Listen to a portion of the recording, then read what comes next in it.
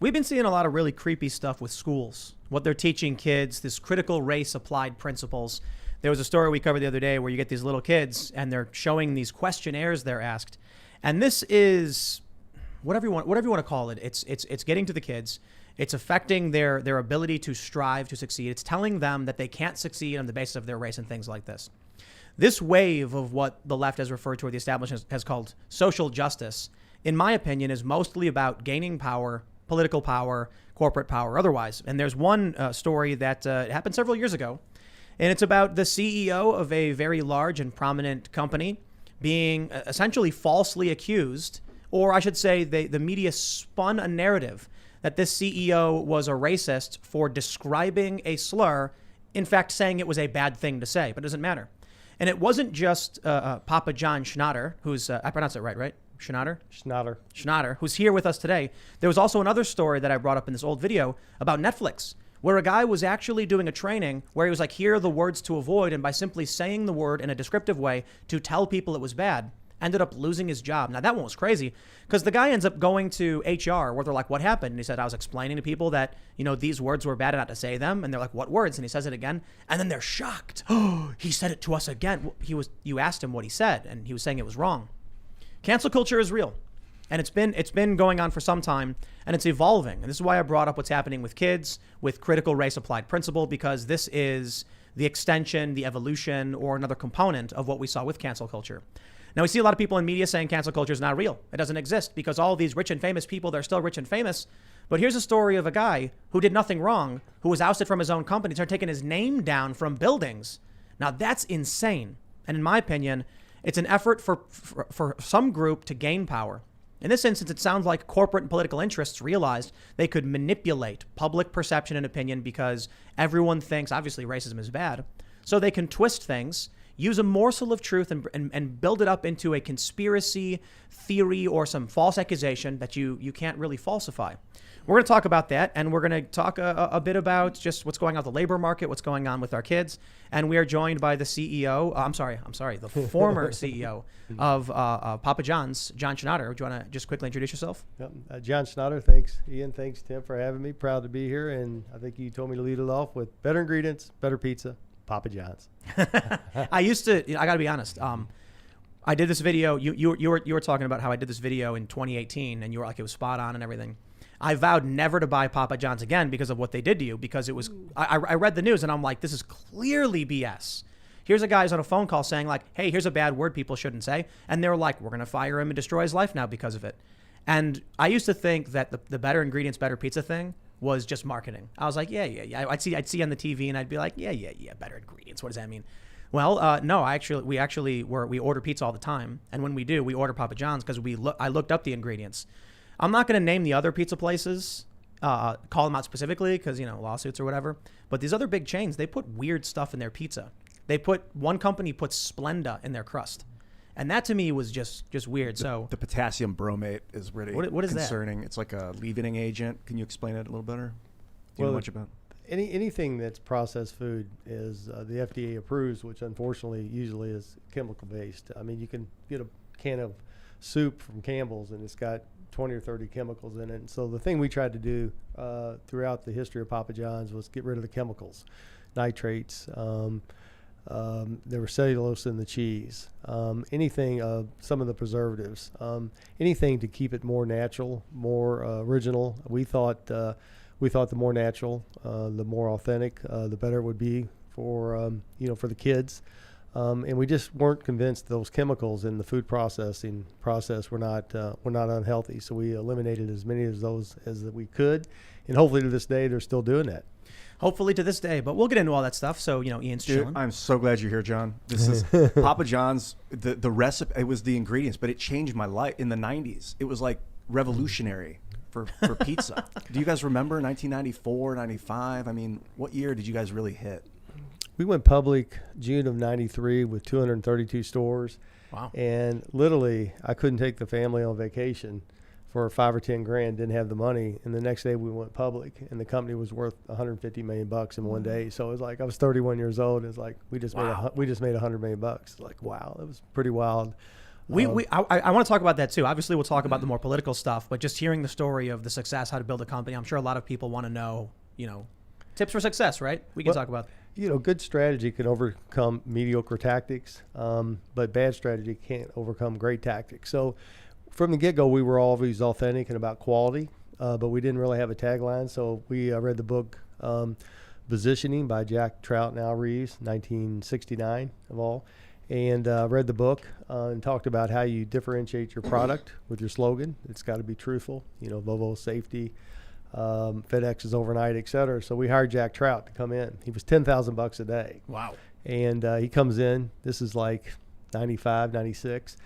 And he's over there. He looks at our fresh pack sauce from the Quarter Posse family out at Stanislaus. He looks at the way we're making our fresh dough, the attention to water, put a little more on, real cheese. He's going, well, heck, use better ingredients. I said, well, of course. He goes, well, better ingredients make a better pizza. And I go, yeah. He goes, well, that's your slogan. There it was so born. I spent $10,000 and it took him about 20 seconds. There you go. So that was pretty cool. Let's get into that stuff. Get into that stuff too. We got Lydia pressing the buttons. I am pressing buttons in the corner. I'm very excited to meet Papa John because I learned to drive on a Camaro, and his story about recovering his lost Camaro is like a hero story to me. So I'm loving it. I'm enjoying talking to him. Were you 76 or 77? It was a 77 in my 77. case. Yeah. Beautiful. So much fun. Fantastic. All right, everybody, before we get started, head over to timcast.com, become a member to get an ad-free experience and exclusive access to the Timcast members-only podcast. You're also helping to support our journalists, of which we are hiring more people. We had 2 more people start just the other day.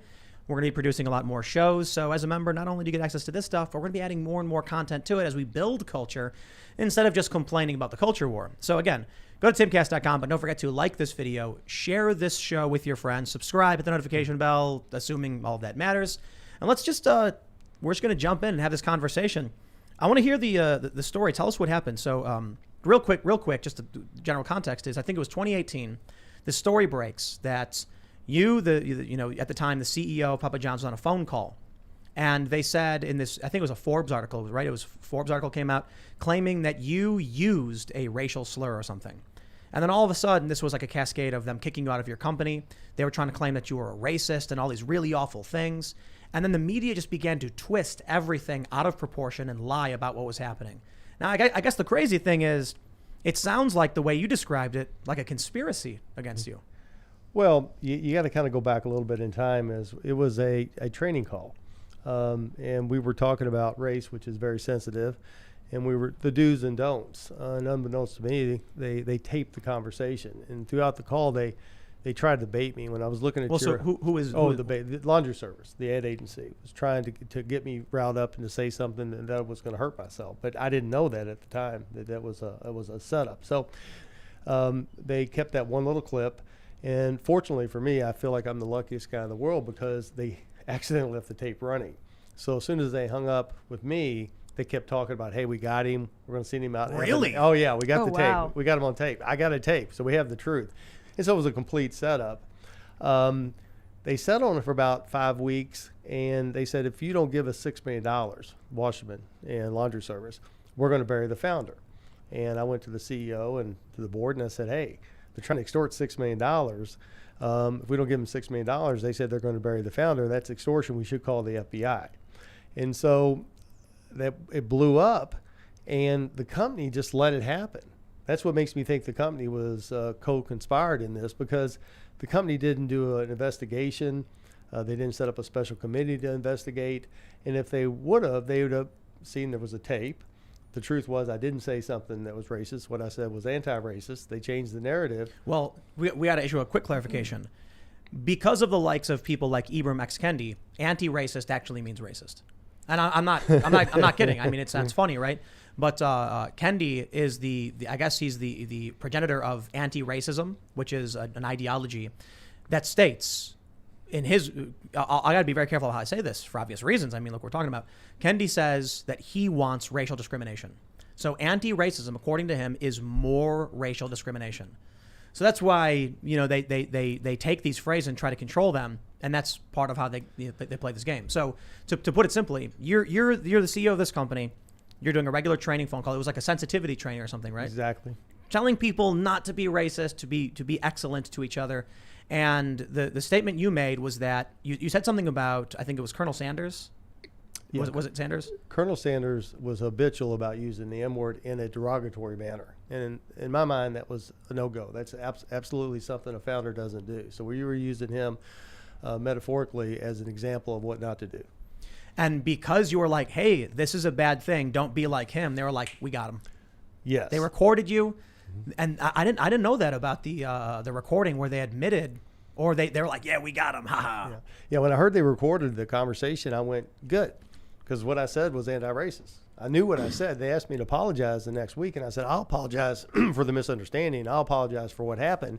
But if I apologize for saying something that's anti-racist, then that's racist. And I wasn't going to apologize. Yeah, I got to point out, I said this before the show, talking about a racial slur and the history of the word and its mechanics and how people feel about it is different than calling someone that word. Completely different. In fact, you can call someone a very nice word in a horribly mean way and be more offensive than talking about a slur. Oh, yeah, like if you were talking to a woman and you're like, oh, you're so beautiful, aren't you? Yeah, you look great today. Right, the way you say it. But here I got to add to that, Ian. It's not just describing the word. John was actually saying it was a bad thing. Yeah. It was like actually saying don't be racist. Yeah, but I think in life you've got to own your own. You got to take the hit. And, we're not going to BS your audience. There's three things we can all agree on. One is they set me up. No doubt about it. It was a setup. Two is they reversed what I said. I didn't use the word draw. I quoted, cited, paraphrased what somebody else says that I would never say. And three, I shouldn't have said the word. Should not have said the word. Yeah, that's how they got you. Yeah. It's really challenging that we're in a space now where, well, let me just go back in time. George Carlin. Everybody loved George Carlin. He was a hero on the left. And he has a bit where he goes on stage and says as many racial slurs as he can, and then actually calls two very prominent black comedians the N-word. And I like by today's standards, I'm like, wow, like that's brutal, man. I'm not sure I feel about that. But George Carlin was making a point that just saying the word isn't what's so bad about it. What's bad is it's the person behind the word and the things they're doing with it. Now, I gotta admit, I'm not a complete fan of the end of that bit from Carlin, even like, especially by today's standards. I'm kind of like, well, I don't think that was appropriate. Saying the racial slurs, I understand. The issue is you got to be able to say words to tell people what the words are. You know what I mean? Like I think the problem with you saying the word was that they were able to manipulate that in the press, changing it from John says a word and describes it as something you don't say and can criticize someone for saying it to. John used a racial slur, used it as if to imply you called someone a name. The challenge now is there are instances where I was talking to somebody. We have people come on the show all the time asking us about censorship and what do we have to watch out for because we know YouTube is very, very ban happy. And then someone was like, are we allowed to say the N-word? And I was like, what? I was like, absolutely not. Are you joking? Like, I'm not a fan of that. And they're like, really? I was like, even like in the context of World War II? And I went, you mean Nazi? And they were like, yeah, because you can't say that either. Like just by saying that, YouTube's algorithm will probably flag this video, downrank it, demonetize or whatever, simply for bringing up a word like that. And so there were these instances where I was talking to people, explaining to them the problem with not being able to even describe things anymore. There is a very famous documentary about a man named James Baldwin. I cannot tell you the name of that documentary because YouTube could ban us for simply saying the name of the documentary. And it's not using the N-word as most people know it. It's a different N-word we also can't say. And how am I supposed to describe to people the various words that can't be said if there's a bunch of different words that start with the letter N? This is the problem. And so when I heard that story about you, I was like, well, how do you tell your employees don't say these words when you can't actually tell them what the word is? Well, I think there's no place for the word, period.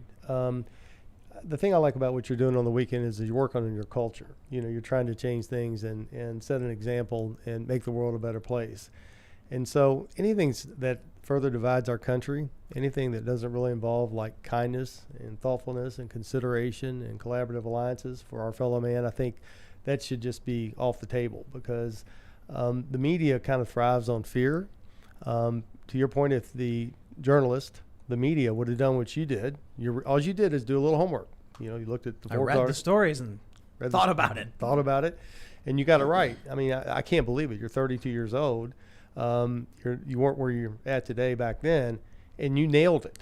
You nailed it to a T what happened. And if journalists really cared about their dignity and their integrity, I think the approval rating right now on networks, I think 15% or something. I mean, it's miserable. It's miserable. And I think it's because they're not honest. And I think the American people are tired of being lied to. But what I want to do with this situation is I want to find a way to emphasize forgiveness, pardon the unpardonable, forgive the unforgivable, and let everybody know that sometimes you're going to get a raw deal. And sometimes you're going to get kicked in the teeth. And that's not cool, especially in this situation, because the race thing is it's pretty brutal to be painted in that box, especially on a false narrative. But if we can find a way for other folks to inspire them to get through their adversity, then that would be, to me, that would be the bang for a buck that I get out of going through all this. It is extremely challenging, though. I mean, when you have what we're seeing in schools, it's critical race applied principles. And they call it critical race praxis, CRP. We call it applied principles because the acronym's a little bit more accurate, in my opinion.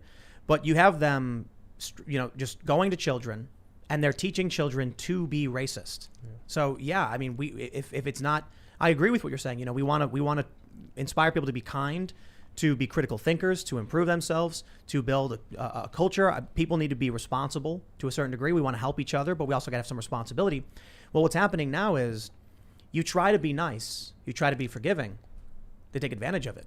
Yeah. They come after you. I mean, take a look at exactly what happened to you. I mean, I understand what you're saying, forgive the unforgivable or pardon the unpardonable, but the people that, I guess conspired against you, they've learned no lesson. In fact, they've enriched themselves. So it sounds like, you mentioned this a second ago, that this ad agency, I think it was, right? They were recording you, they set you up, but that even within your own company, there were people who seemed to be working against you. Yeah, we had a couple board members. Steve Ritchie was the CEO who was getting ready to get terminated. So, he had to be part of this to set me up because he was going to get. So you weren't the CEO? No, it wasn't the CEO. I was chairman of the board. Oh, okay. I was wrong. Correction. We had another gentleman, Mark Shapiro, who was head of governance. He wanted the marketing business. And he knew that as long as I was chairman of the board and involved, that it was a conflict of interest for a board of director to have an account, the marketing account. And of course, when I got off the board, the first thing they did was gave Mark Shapiro the $40 million marketing deal, and he got a $10 million package. Wow. So complete violation of duty of loyalty. But we had a couple of board members that they had personal gain. The company was making a lot of money. And we had a washerman who owned laundry service, the ad agency. He was good friends with Roger Goodell. Remember, I'm hammering Goodell in the paper going, Goodell, get your act. Roger Goodell's the commissioner of the NFL. I'm hammering him that, you got to get this solved to the players and owner satisfaction. So Goodell didn't like being called out on that. So we got Goodell, we got Washerman with laundry service, Steve Ritchie with Papa John's, and Mark Shapiro. They set me up. The rest of the board didn't do their due diligence. They didn't do an investigation. They went along with it, and we end up with a complete disaster that really hurt my employees. It hurt my franchisees very badly, and it hurt my community of Louisville, Kentucky. They left my hometown. When I lost control, they left my hometown. So I'll be fine. We'll live to see another day. I've got a lot of the things I'm working on I'm excited about. But a lot of good, hardworking people that woke up every day to make Papa John's great, they lost their jobs, and their families got hurt, and that's not cool. You know why I think the other board members didn't stand up for you? They didn't want to appear in the news to be defending someone who was accused of racism. So it wasn't about doing an investigation. It was about, I'm not sticking my neck out and getting involved in this. We see what these people do when they go around smashing windows and starting fires. The last thing anyone wants to do is be on their radar. Yeah, I think there was an element of cowardice to this. I think the board members took the easy way out, said, okay, we'll just pin all this on John. We'll pin the uproar on John. We'll take the lazy way out and the easy way out, and and to make John the hit guy, to make John the fall man. And that's what they did. Yeah, I agree with that. Yep. But that's okay. But, because you don't gain anywhere in life by being the victim. So, right. They did it. I got a 2-inch violin. Can we play it for, let's play it for 3 seconds and get on with life. Cause it's, you got to figure out a way to use this whole, I don't know if you want to call it an episode or what a chapter in the book, whatever. We got to find a way to propel this and use this to our advantage to make society better. Were you freaking out when all this started happening? Shit, I didn't know what happened. I mean, I treat everybody with kindness and respect. I mean, we were raised so good with regards to respecting everybody, regardless of the skin color. That was just part of our family. And so I knew it was BS. I knew it wasn't truthful. But I didn't understand how it happened. How do you take something, best place to work in Kentucky, making $160 million a year? We're growing. We just passed 5,000 stores. And how do you make it into this mess on a false narrative? And so I didn't really quite understand it. And then probably 2 or 3 months after this broke, it was like, I think they set me up.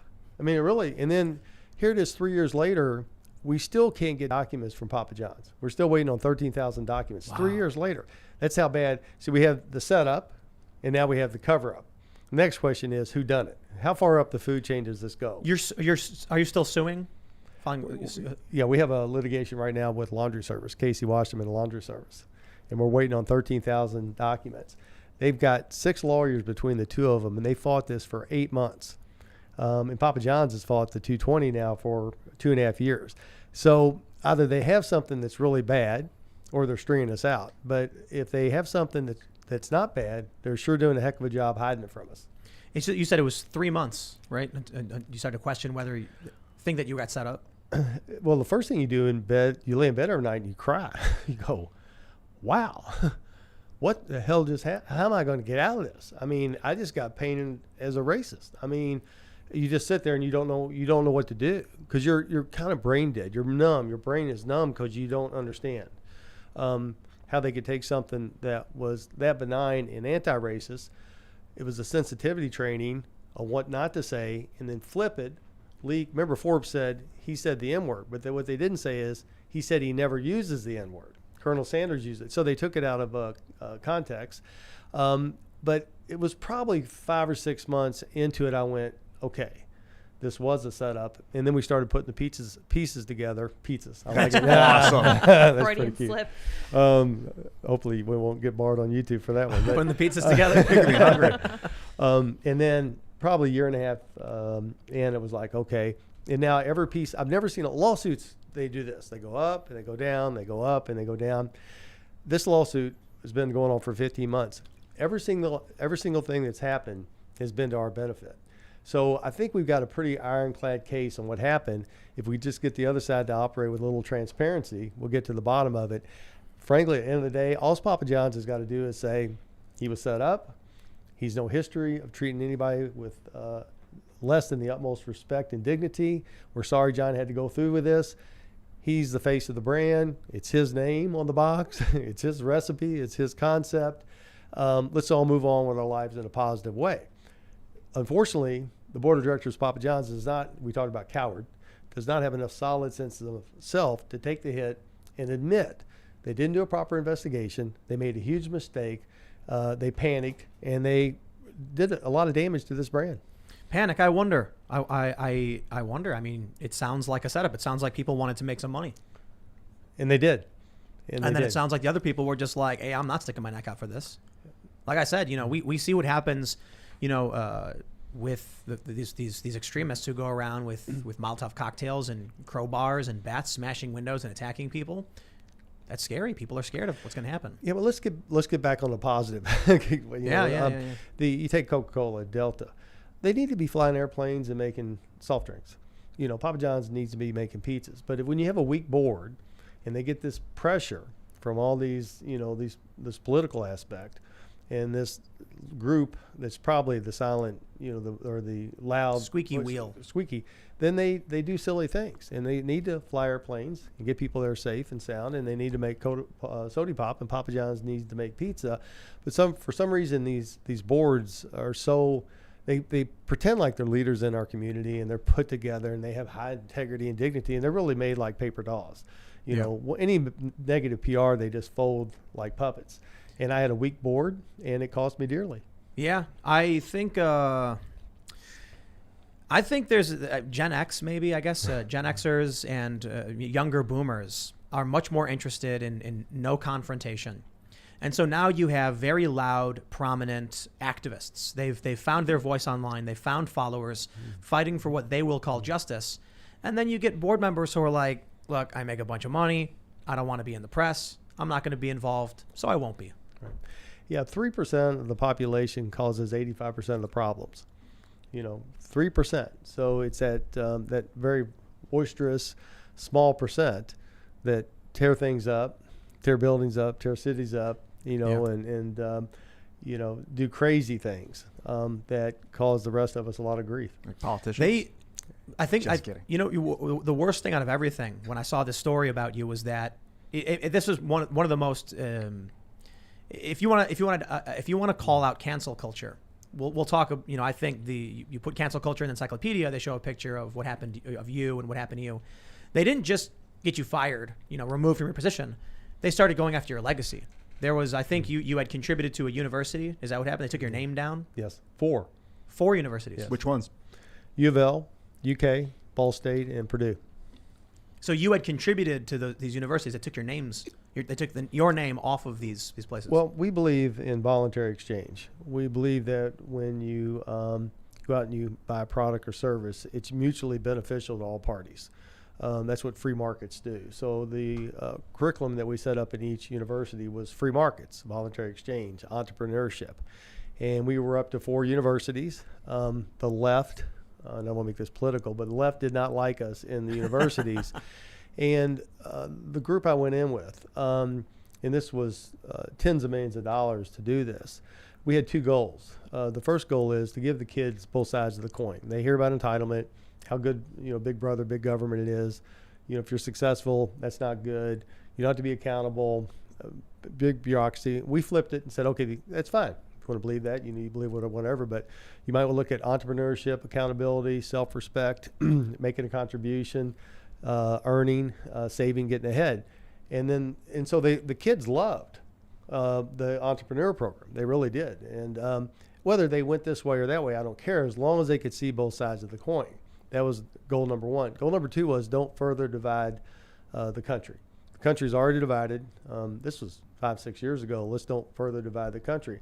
And I really feel like we were accomplishing that goal. And of course, our terminology, our nomenclature, the left couldn't get on it because we were not there to divide. We were there just to teach free markets. And so I think the left really had an issue with us going into these universities and teaching free markets, free enterprise, and entrepreneurship. Wow. And, yeah.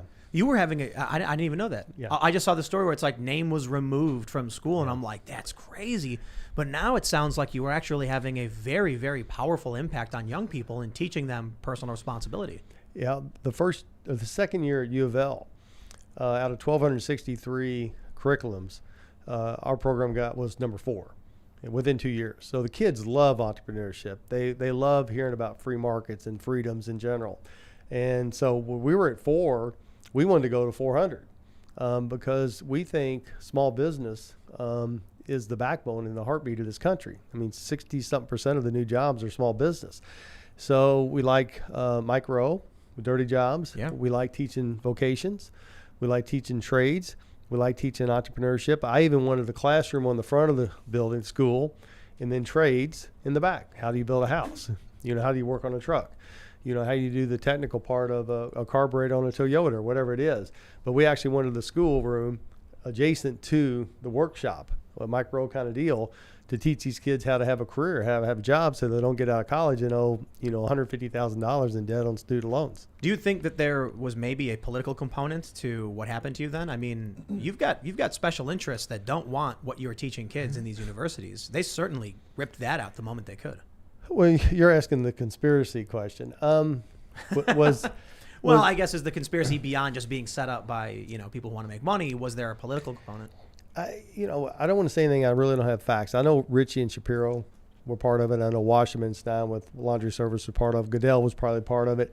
How far up the food chain that goes, Wasserman's the head of the DNC in L.A. I don't really want to make that assumption. I will say this. I made a comment. It says, Roger Goodell needs to solve the NFL issues to the players and owner satisfaction. Less than 20 minutes, that went viral, that I was against the players kneeling. I mean, I'm like, how did they take that that was A lie. a lie, benign, innocuous, and turn it into that I'm anti-annealing. And within 1 hour, we had like 6 million. It just blew up. So I'm kind of like, was that orchestrated? Well, have you ever heard of the phrase a standalone complex? Yeah, emergent. No. So a lot of people, conspiracy is a dirty word. And yeah, I got to be honest, I'm fairly anti-conspiracy in a lot of ways because you need a lot of evidence to back up these big stretches. However, when you tell a story like that you said, solve this to the players and the coaches' benefit, is that what you said, players and coaches, or player? Goodell needs to solve this debacle to the owners and players' satisfaction. Right. To take that and clearly take it out of context to make you look bad. A standalone complex would be when a bunch of people do something that effectively acts in concert to create the appearance of a conspiracy, but they're actually just doing it independently. So if you had 10 people who all stood up at the same time and yelled that they were, fans of Papa John's, people would assume they orchestrated it. That would be a conspiracy. They came together and planned it at 10 o'clock. We're all going to stand up and shout, "We like pizza." A standalone complex would be, seemingly by chance, they all stood up at the same time, independent of each other for some reason. So when you see what happened to you, perhaps it doesn't need to be a conspiracy. It could just be that when people saw there was an opportunity to go after you, political components were like, now's our chance to get rid of these free enterprise programs in these universities. And so they did. I think that concept definitely could be applicable to my situation. For this to happen, all the stars had to align perfectly in the wrong way for me. And that could have happened. That could have happened. Regarding like building entrepreneurial skills for young people, what was your young entrepreneurial career like? Like, when did you get your first job and what led you up to start making the pizzas? The greatest lesson I ever had was when I was 8. My grandfather had kind of like a farm, miniature farm, where we had tractors and mowers and equipment. And he'd go out and buy new equipment and tractors, but every once in a while it would break, and like the motor would break on the tractor. And he would look at me and say, "Fix it." And I said, "Fix it." Well, I'm 8 years old. I'm 7 years old, 8 years old. And he goes, so I'd tear the motor apart, tear the carburetor apart on his workbench. And sometimes I could get it back together and sometimes I couldn't. He didn't care. He wanted me to know how things worked. He wanted to know for me to know how to turn a wrench, to understand that the engineering, the mechanics of how things really work. That was by far, how do ecosystems work? How does the environment work? How does the weather work? How do political systems work? How does our economy work? How does our banking system work? But that all came back when I was 7, 8 years old, when both he and my dad said, it's okay to make a mistake. You're not going to learn if you're not making mistakes. Now, don't make the same mistake twice. But an entrepreneur is nothing but a big shot's nothing but a little shot that kept on shooting. So just keep on shooting. Keep on trying new things and new innovations. Keep tinkering. Go ahead. You're being taught to think critically, to think independently, to be personally responsible. You tell that story, and I'm like, well, that makes perfect sense. You plant that seed, and here you are, this very successful businessman. And then you look at the school programs. You said that there were 2 different programs, right? You wanted people to be able to see both sides. Yours was free enterprise. What was the other thing they were teaching? What was the other component? Big government, tax the rich, success is a bad thing, entitlements. The number one employer for history majors in the United States is Starbucks. Is that true? So, yeah, I mean, they want to teach soft science. I wanted to always teach hard science, arithmetic, engineering. A veterinarian, for example, that would be a great career. How to build something, architecture. Those are things that are hard scientists that you can actually do something with and have a real career. At U of L, we had 200 slots in our dentistry program, and we had demand for 3,000 dentists. I'm like, we need more dentists. I mean, we don't need more lawyers. We don't need more social science folks. We need more engineers. We need more architects. We need more dentists. I'm curious as to how this is happening, how you could have the program that espouses independence, individuality, entrepreneurship. That's the one that gets removed. I mean, that should be the resilient side of things, right? You do have a way with turning things on their head. Let me chew on what you just said, because you just did in real time what you did back in 2018. You're right. They threw me out on something I didn't say, and the very thing that we're trying to produce was exactly what I didn't say. So that's kind of interesting. Well, what I mean is, if you teach people to be responsible, independent, smart, cunning, and to be good people, to try and help others, how is it that these are the ideals that seem to be faltering? You know, particularly in this story, but in my experience, I think a lot of people are seeing it. You tend to have the big government, you know, entitlements side becoming more and more prominent, gaining control of the institutions. Maybe there's something that the being a good person misses. I'm not saying don't be a good person, but maybe when you're a good person, you overlook the fact that some people might be lying to you. Well, again, back to with your audience here on, you know, you gotta own your own BS. You gotta own your own nonsense. And so, the question for the House is, I mean, I protected my board of directors with my life. I protected my employees with my life. I protected my franchisees. I mean, I made sure that nothing was going to happen to them. And okay, we now have established they want the 160 million. They want the marketing business. They want to, you know, so they want to get rid of John. Live with that. Okay. Can we have a cup of coffee and say, John, you go or we'll go? No conversation, no nothing. Not only do they want to get rid of me, they wanted a crucifixion. They wanted to, you know, they wanted to paint me in a racist. Now, that's evil.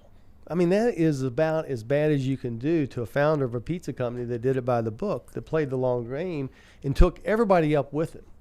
And the question before the House is, how come I didn't see that? I had no inclination that this board of directors and this executive team would do something like this. Not even a witch that they were even capable of doing this. And they did it. They continue to do it. And so what I've tried to get out of this is, okay, how can I use that for higher level of consciousness, awareness? Why didn't I see it? But then you got to flip that on its head and go, I don't want to go around life going, I got to worry about people screwing me every second of the day. So as you can see, we haven't quite reached the forgive the unforgivable. We're definitely off. I'm going to kill these people. We're off that one, which is where we're at back here, literally. But it's a lot to take in. It's a lot to overcome. But we to move on with the life, we have to get to that forgiveness stage. We have to. Yeah, it kind of feels like people who are trying to be nice and do good are unsuspecting of, you know, what's going to come after them. And the story you tell me about, you know, I know people who worked for Papa John's. They said it was fantastic. I remember I was reading some quotes where you were saying that, you know, people got to get paid more. The minimum wage was too low. I've heard you know, you basically talked about things that are fairly populist, right? Help for the little guy and for the working class. And sure enough, maybe, you know, I don't know how to describe it, but you maybe too nice, you know? Well, you understand, Papa John's, and we did build a great company, but we also had great people. We had a great team. We really were more in the people business than the pizza business. It was a fantastic group of individuals. And that's how we got the thing over 5,000 stores. But I think you can't, you know, you just got to stay positive with this. And I think that if you take care of people and you do the right thing, then sooner or later, you know, karma's a real deal. I mean, karma, you know, what goes around comes around. You're definitely right about forgiveness. I think we're about to enter the age of like more transparency, especially in government. And when we start changing our government, we're going to start finding all these crimes and criminals within the politicians. And it's going to be really, you know, people are really going to want to punish them. But I think we have to forgive these people. Hillary Clinton's email scandals, for instance. We got to forgive these people and make sure that if we move forward as society, it's all together. Otherwise, those rich people in the shadows are going to try and avoid getting caught, and they're going to try and do damage to the people attempting to move the system forward. So I'm full with you about this forgiveness era. I mean, some people are really, really bad. Yeah, people. but They're really it's evil not people. up to us to decide. In my opinion, I don't think we can do it if we don't do it together, all of us. As weird as it sounds. Ian, horrible if crimes. If there's no justice for horrible crimes, then people lose faith in the system because I've already lost faith, man, because the justice is... And you don't bring it back by saying bad people can get away with bad things, well, but good people get you punished. know the Ben Franklin quote, 100 guilty people better to escape than one innocent suffer. I think that maybe that's 10,000 guilties should escape rather than one innocent suffer. That is a hard question, man, because I understand what you're saying. If we stay with the rage and the anger, then we fall apart.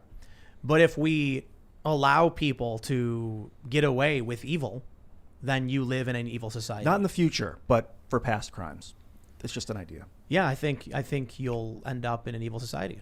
I think when We're people, already there, man. And I don't know if there's a real simple solution to everything we're seeing. I mean, you know, it might be, I don't want to get too dark, but We saw a year of rioting. We saw, I talked about this earlier on my other channel, 60 Secret Service agents injured at the White House after left-wing groups pulled down the barricades, started fires in a Secret Service guard post and in the church. 60 Secret Service officers injured, and they get away with it. In fact, when Donald Trump was brought to the emergency bunker because of this extreme violence, the media mocked him and made fun of him.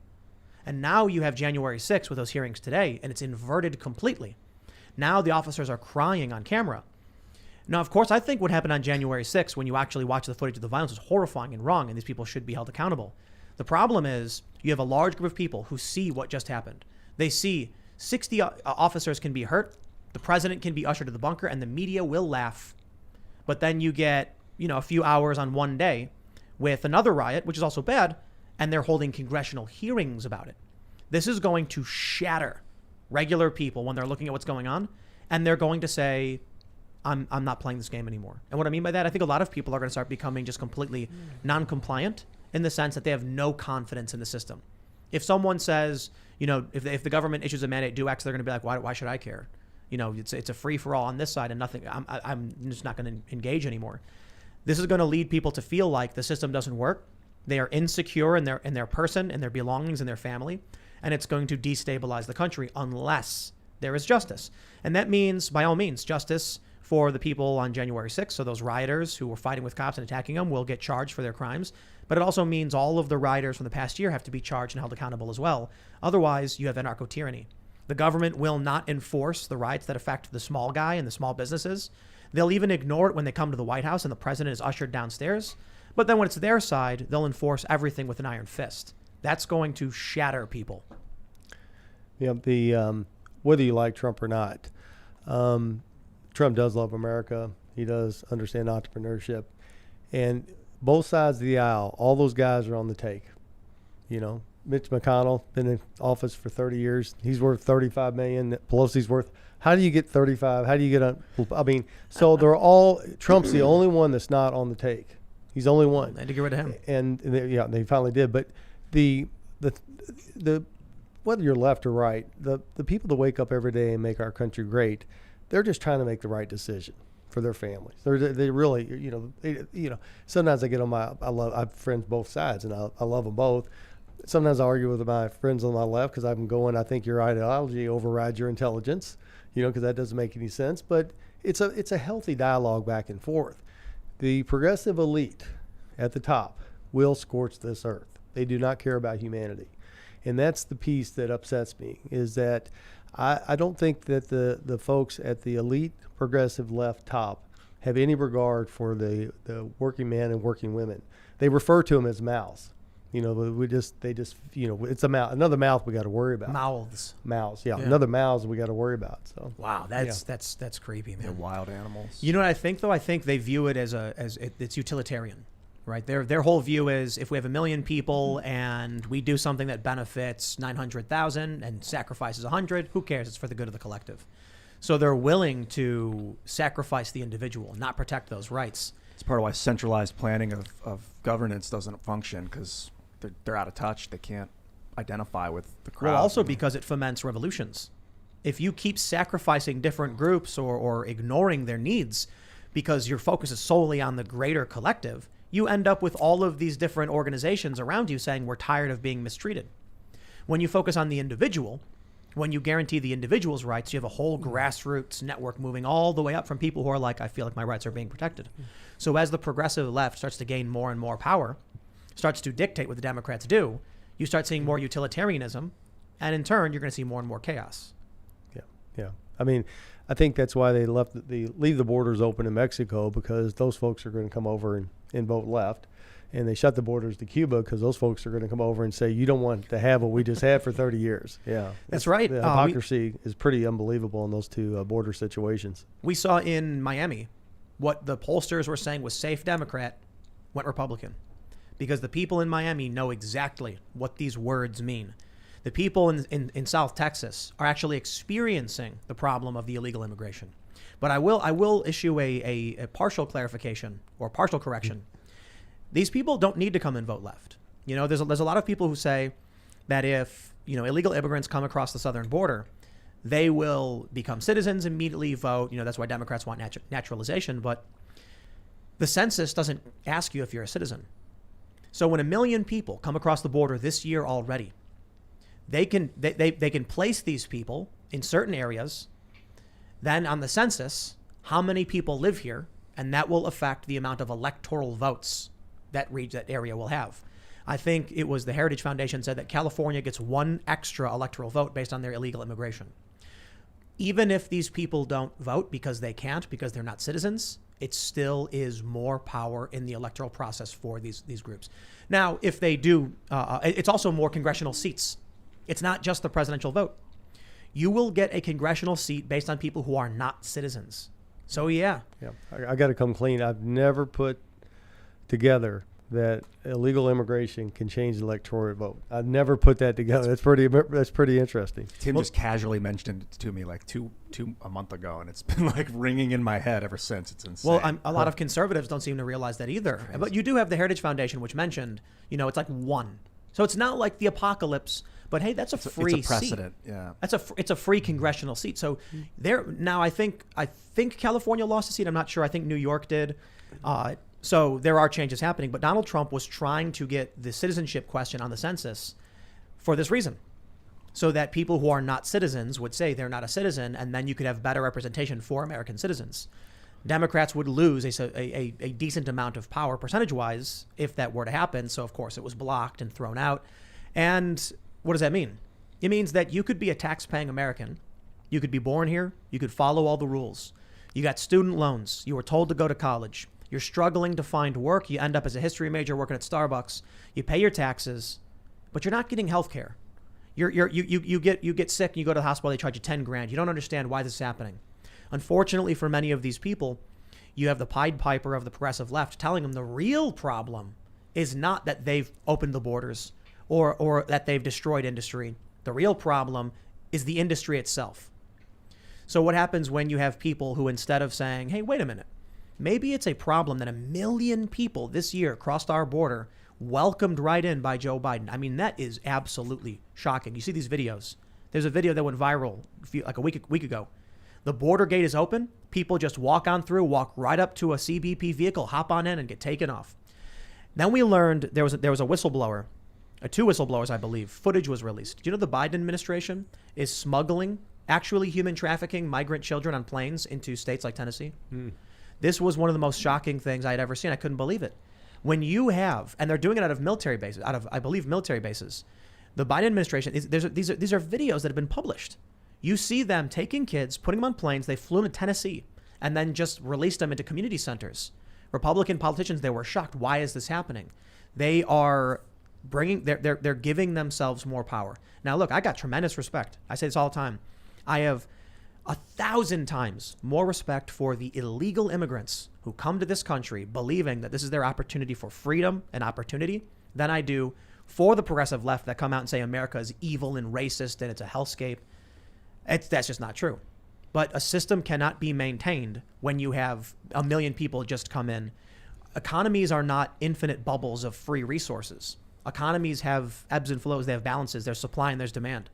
So if you have a massive influx of 1 million workers or people looking for work, at the same time you have massive unemployment and labor shortages, I mean, you're adding more problems to the mix, and we've yet to solve them.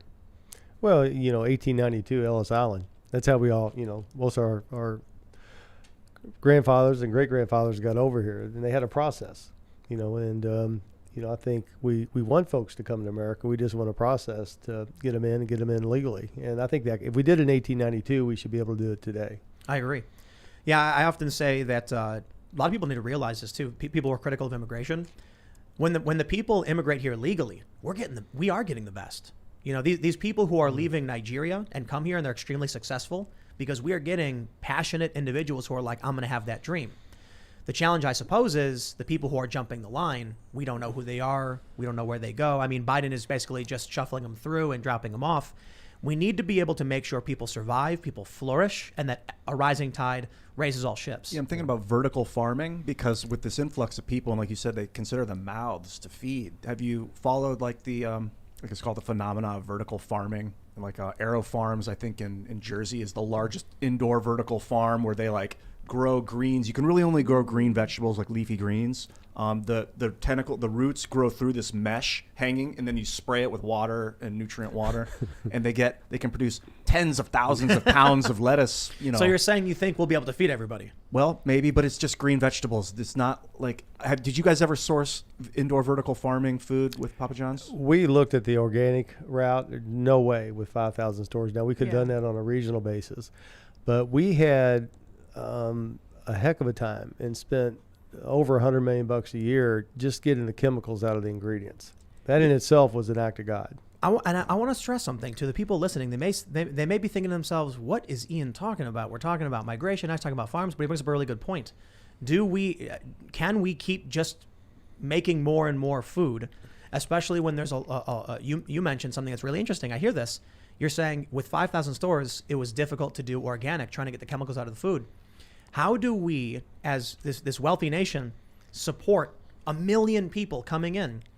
You know, what's funny is when it comes to the climate change stuff, they say America is one of the biggest polluters. Well, then the last thing we need is 1 million people coming in and adding to that. Yeah, this really hits home with me. This is near and dear to my heart because the next Papa John's I do or whatever, the 4 criteria, it has to be in my soul. It has to be something that I breathe and really feel, sacred. It has to be better for humanity. It has to make humanity better. I mean, the pizzas was great. That's a good run, brings friends and family together. And then sustainable. I want to be feeding this thing, and then scalable. I like big things. And two of the big problems we have in this country is pharmaceuticals. They don't know the side effects of all these drugs. I'm not sure they know the effects of one when you mix 2 or 3 together. And the food supply is controlled by, 5 processors basically and 5 seed companies. And they're destroying our soil, destroying our atmosphere. I mean, the organic soil is what absorbs a lot of that CO2 in the atmosphere. So monumental task. How do you get people off the pharmaceuticals, and how do you get the food supply, back where it's at? Then you go to water, and then you go to sleep. That's the ordering. So those would be the 3 or 4 things I would want to get done with humanity. But I guess you just start one piece at a time and just build up, like you were talking about up in the Northeast. Did you say something about the ring?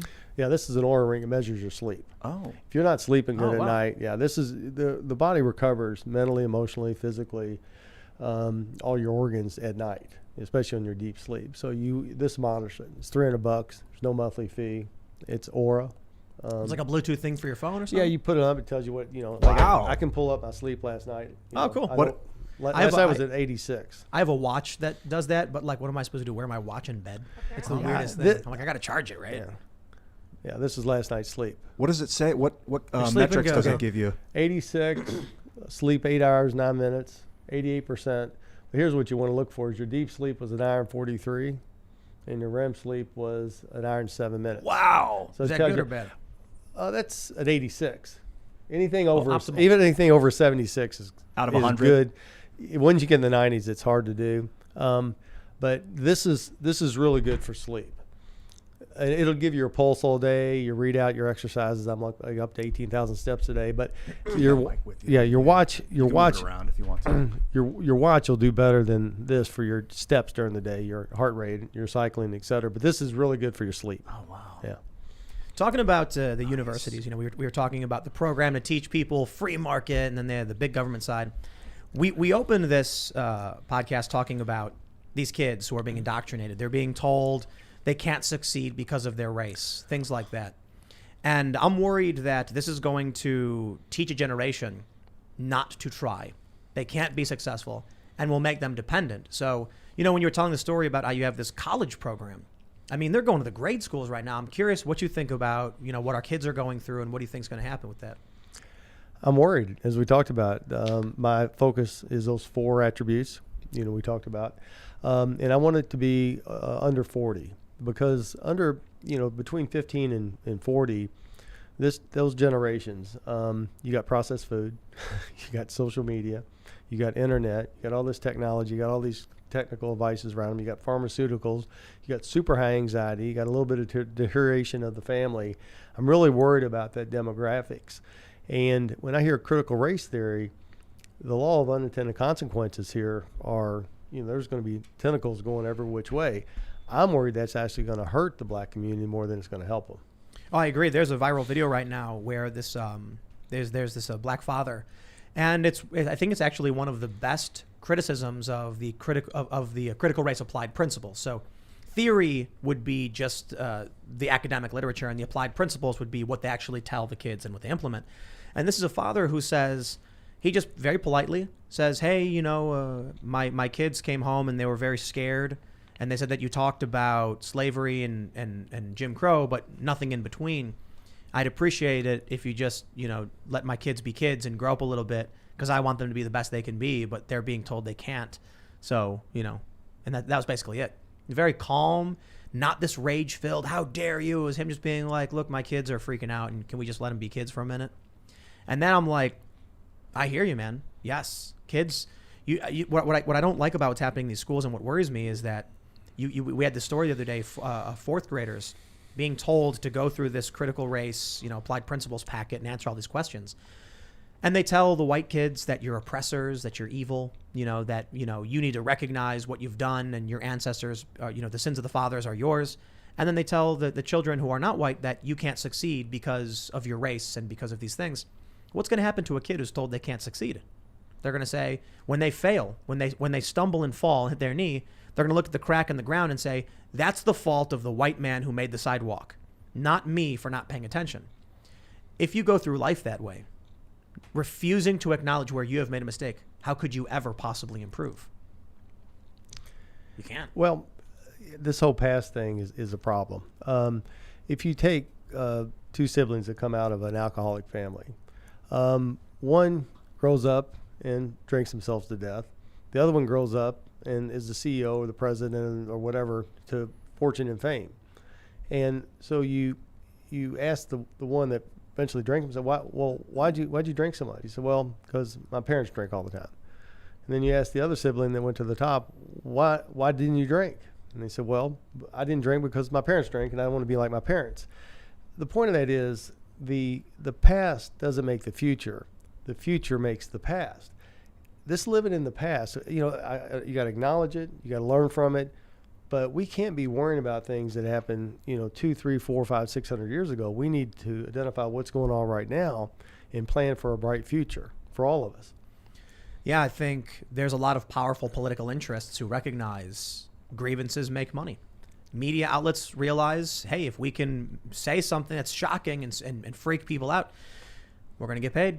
And then there are special political interests say, we will get votes. Whether it's votes or cash, there's power to be had in fanning the flames of this stuff.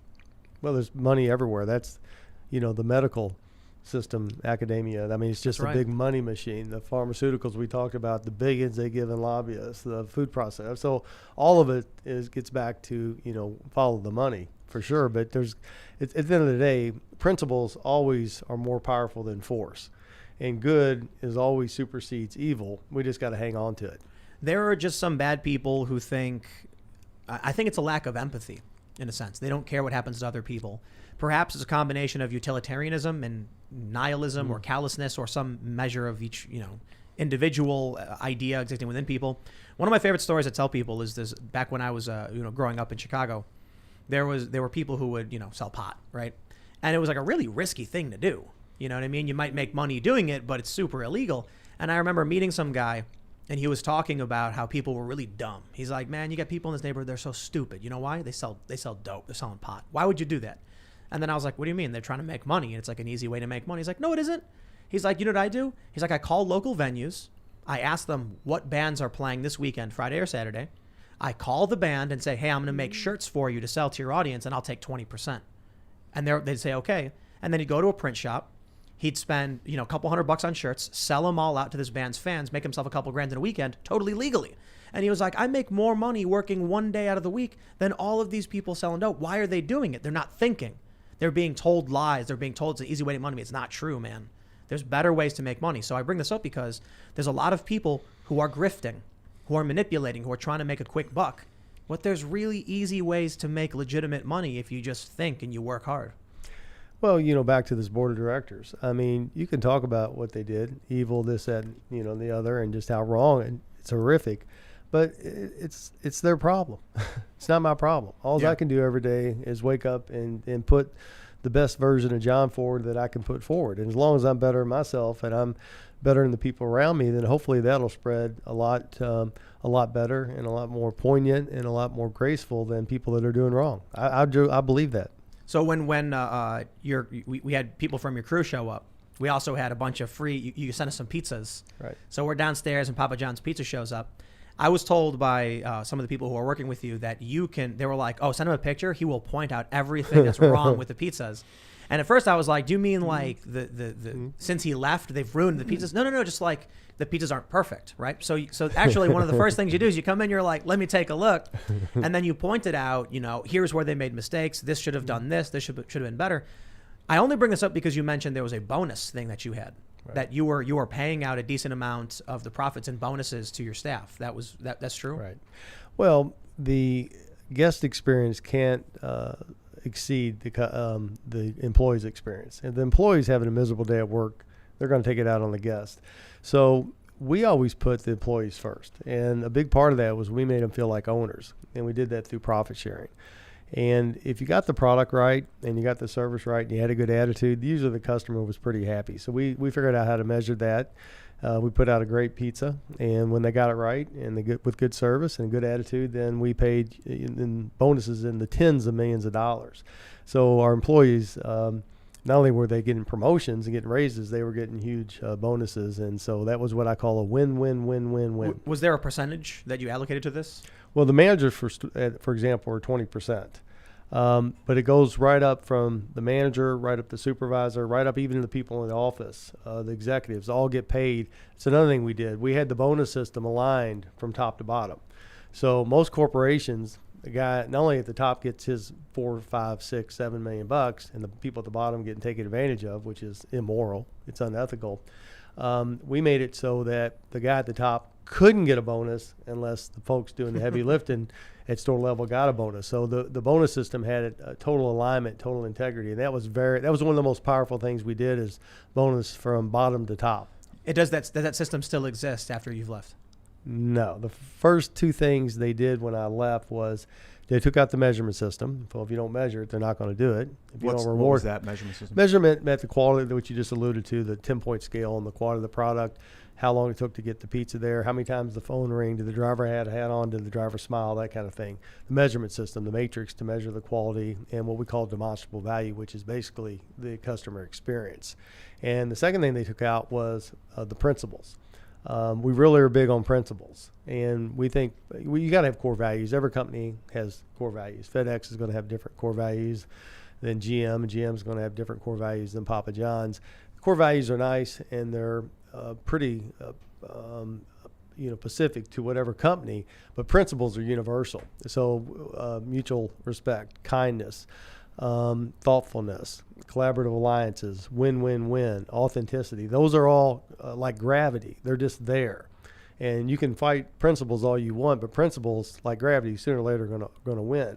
So we built the company on principles, and then core values, and then measurement system on quality. And it was very, very powerful. But that's the things they took out the first because those are the hardest things to do. How did it start? Well, real quick, though, to follow up on this point, the reason I brought this up is that Bernie Sanders proposed 20% stock sharing with the workers so that when profits come in, a quarter of the profits are divvied up and then sent out to the workers.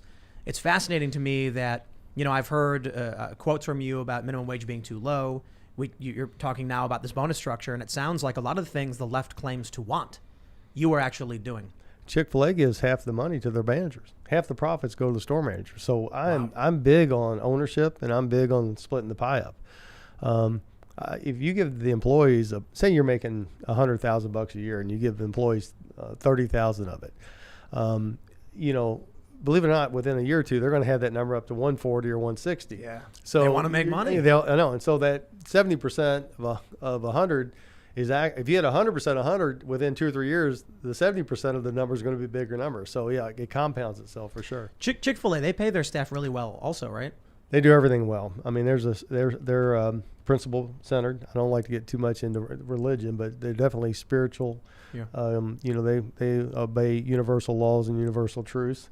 They're very consistent. They're family run, so they can play the long game, and they take care of their people, and they love America and they love humanity. They were the one company that we always wanted to be like, Chick-fil-A. Yeah. Wow. In the very beginning, when you spun up Papa John's, you had one restaurant. Yes. What year was that? Broom Closet was 84. The first freestanding building was 1985. And did you lay out all the principles? Hold on. Broom Closet? Yeah, we were in the Broom Closet of the Old Man's Tavern. Nice. We were $5 pizzas in the Broom Closet, 50-cent beers in the front, and $1 Big Burger on the side. Was it like the similar ingredients as to what you used as the years went on, or did you kind of tweak the? We always really did have good integrity with the ingredients. We didn't have the ingredients when we started off with that we had when I left in 18, because we didn't have the money to get rid of all the chemicals and some of the other things. But we had the fresh pack sauce. We ground their own cheese. We had the Munster mozzarella blend. We made our own dough. So it was a good pie from the get-go. Did you freeze the dough? Wait, Was hold it- on. Well, how old were you in the broom? We'll start from the Broom Closet. Yeah. How old were you when you were doing this Broom Closet in the tavern? Broom Closet was 84, so I would have been 22. 22. So you started making pizzas as part of this tavern. How did that become a freestanding building? We're in the Broom Closet, and we're in there for a couple months, and we're doing well in the bar. We're selling 50-cent beers, and we're selling these $1 McBurgers, and we're doing real well. And so we start selling these $5 pizzas on the back, and we do $10 a day, and then we do $100. So one Tuesday we did $200 on a Tuesday in this Broom Closet. My brother and I were jumping up and down because we thought we were rich. And when I left, we do $20 million a day and couldn't pay our bills. But anyway, but we really thought $200. How in the world can you spend all that money? And then we got that Broom Closet up to about $3,000. And so there was an old KFC. The original KFC in Jeffersonville was adjacent to Mixed Lounge. So we actually took that space over and built a dining room, a big kitchen, and built a freestanding building right next to Mixed Lounge. The business went from $3,000 a week to $9,000 in 2 weeks. Wow. And I went, heck, didn't cuss. Heck, if you put a sign on the front door, it really helps your marketing. Hey, So there you go. we didn't have a sign on the front door, so we tripled our business by just putting a Papa John sign on the front door. Was that, you said 3,000 and 9,000? Was that after expenditures of the new place, like rent? That was just sales, weekly sales. We tripled our sales. You do everything off your sales in the restaurant business. So, Now, hold on there a minute. You said it was called Papa John's right away, Uh-huh. and it was named after you. Uh-huh. And how old were you? 22. 22. You were not a father, were you? No. It's all built on a lie, isn't it? Well, you don't have to be French to be a good lover. just Come on. Yeah, they told me to put equity on my resume when I was an actor, non-equity, and they're like, this way you'll get hired in equity because they think you're already equity, and then when they hire you, they'll actually pay for you to become equity. Hey, there you go. Yeah, age-old reasoning. So let's walk through this then. So you got one store, $9,000 a week. You said. Yep. When was there a moment where you realized that it was taking off and you were going to be very successful? We're doing 9,000 a week, and there's a Domino's about 2 miles down the road in Grant Plaza. So I drive down, and you got to understand, I'm 22. I'm pumped.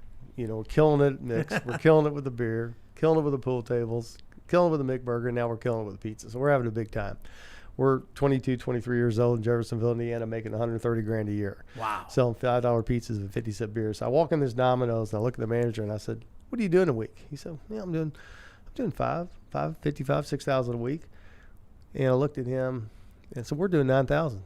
And I turned around and walked out of that Domino's, and I thought, if I can beat them in Jeffersonville, Indiana, I can beat them in the whole world. Wow. I'm 20, but this time we had our own building. This would have been 85, so I'd have been Yeah. 23.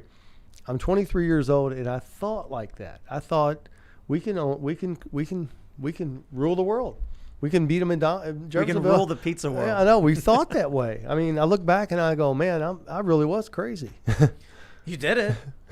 Well, so yeah, walk us through where you end up. What was your second location? How did that come to be? Well, the first store had in-house dining, melted mozzarella sticks, zucchini, salads, mug of beer if you wanted it.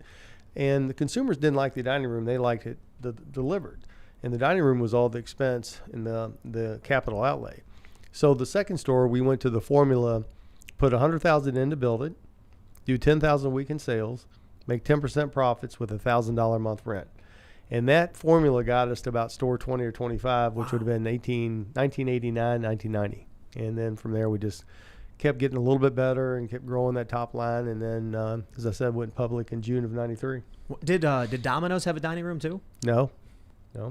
So you were actually starting off as like a traditional neighborhood pizza restaurant or Italian restaurant, I guess. Well, you always have to listen to the customer. You know, it's like marketing. Everybody's a marketing genius but the problem with that is it's inside out thinking. You don't need to think about marketing from inside out. You need to think about it from the customer's perspective, from the prospect's perspective. And so the customer was telling us they like our pizza delivered. They want it carried out and delivered. They don't want to sit down and eat it at the store. So you got to listen to your customer. And so we did, and we got rid of the dining room. What was like the ingredient sourcing experience like from the first restaurant on? How did you start advancing them? Well, we knew what sauce we wanted. We had the recipes on the dough. We knew how to grind the cheese. From the very beginning? Yeah, because I'd made pizzas at Rocky's when I was 15. Oh, yeah. I'd worked at Greek's Pizzeria, worked at Domino's. We were familiar with Crawl's Bakery and some of their baking techniques. So we had a pretty good formula for the pizza early on. And we went around and took the best from everybody. The best sauce, the best cheese, the best box, the best whatever. And took all that and combined it into one. So we basically stole all the best recipes, ingredients, ideas from all the competition and just tried to combine it into one concept. The garlic sauce was pretty groundbreaking because a lot of other restaurants, I don't think they did that, did they? No, there was an independent pizzeria over in New Albany, and they had the garlic sauce. And I just thought that was a neat idea to put the dough in the garlic sauce, the crust, and dip it. And so we started that, and we took butter and put it in a tube, heated it up, took the tube and then filled these little cups up. And the problem is that butter would go everywhere. The whole store would be slick with butter. Oh, so store number 3, we took the butter out. And the consumer went crazy. I want my butter. I want butter. So we were forced to. So the big thing with the butter is how do you manufacture that butter and get that lid to stay on? And so that was a patent to get that done. Oh, wow. And so when we finally left, we were selling 1 million pizzas a day. And so those butters are like 8 cents a piece. So our butter bill was, I don't know, $30 million a year. So it was a crazy number. 8 cents to Well, manufacture. was It was a crazy number. What it was. Was that in 2018? Well, let's run the math. So we know we were selling over 300 million pizzas a year, and we know that those butters, I think those butters are 10 cents. It's been a while, so that's $30 million on butters. But I mean, that's going to be a ballpark. Now that may be a little old, but that's going to be close. I would imagine they enhanced the value of the pizza by 30%. That maybe is a large number, maybe 15%. Yeah. But I mean, 10 cents for 20%. The butters, value. the butters and the pepperoncinis were just kind of our way to Oh say my gosh, thank you. yeah. This is interesting. Pepperoncinis are actually grown in the backyard in Greece. Little farmers, they put the little pails out and people come by and pick them up. And we started putting a couple pepperoncinis in every box. And it got to be 1996, 97, and there was a shortage on pepperoncinis. The price of pepperoncinis per bushel went up fourfold because we were using too many pepperoncinis. Oh, but I love that. That's the best part. To this day. You get the garlic. Was it a garlic butter sauce and the pepperoncinis? Garlic butter. I always ask for extra peppers, man. I love them. Just eat them with the pizza. I have to ask. I'm being pressured to ask this by outside sources.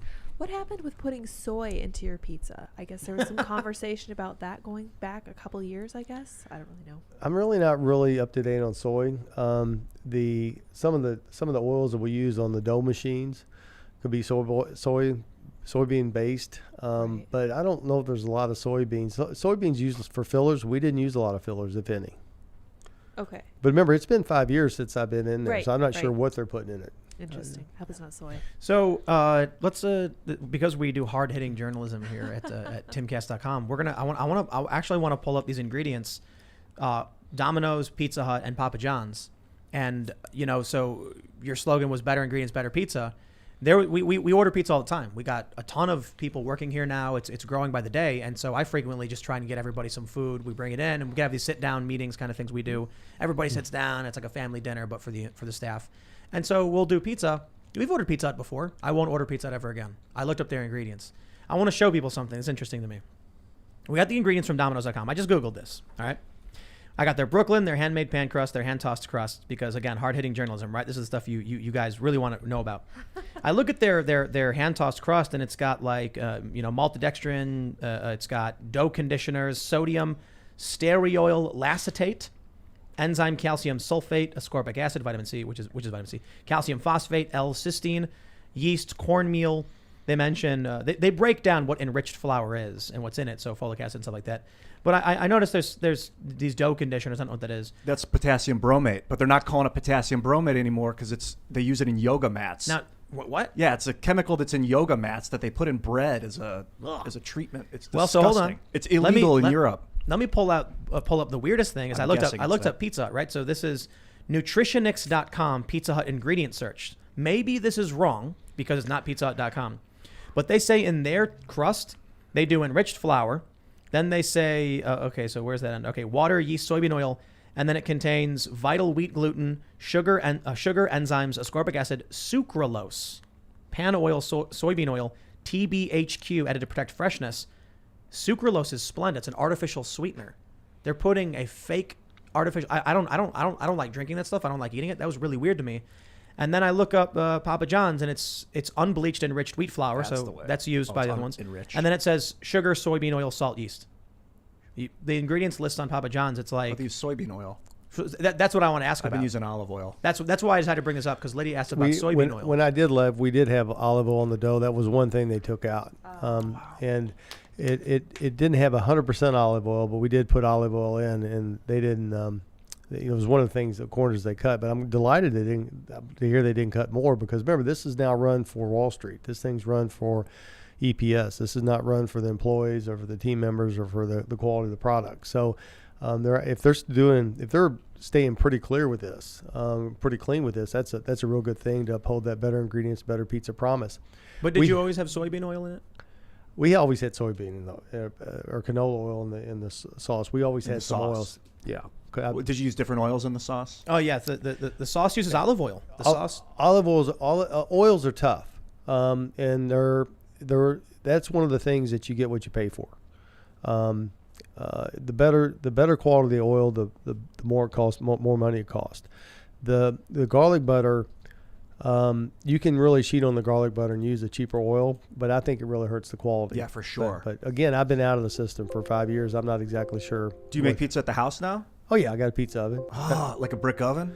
I got an oven from the Roman Empire. Columns from the Roman Empire, 300 AD. Yeah. So you come over next time you're in Louisville. Come over. I'll make you some Papa John pizza. Yeah, we should rock. I love making pizza. I do it from scratch. You can do it all from scratch now. Do you get the tomatoes? I usually go up to Papa John's and get some dough balls. It's so good. And you get some dough and some sauce. Then go back. It's a wood burning, really heavy metal. Kind of outdoor oven. It's not the conveyor oven, but it makes a pretty mean pie. Would they do wood burning at Papa John's while you were there, or did you just use conventional ovens? We played with that, but our volumes, we needed a conveyor oven just because of the volumes. But I'll give you an ingredient story.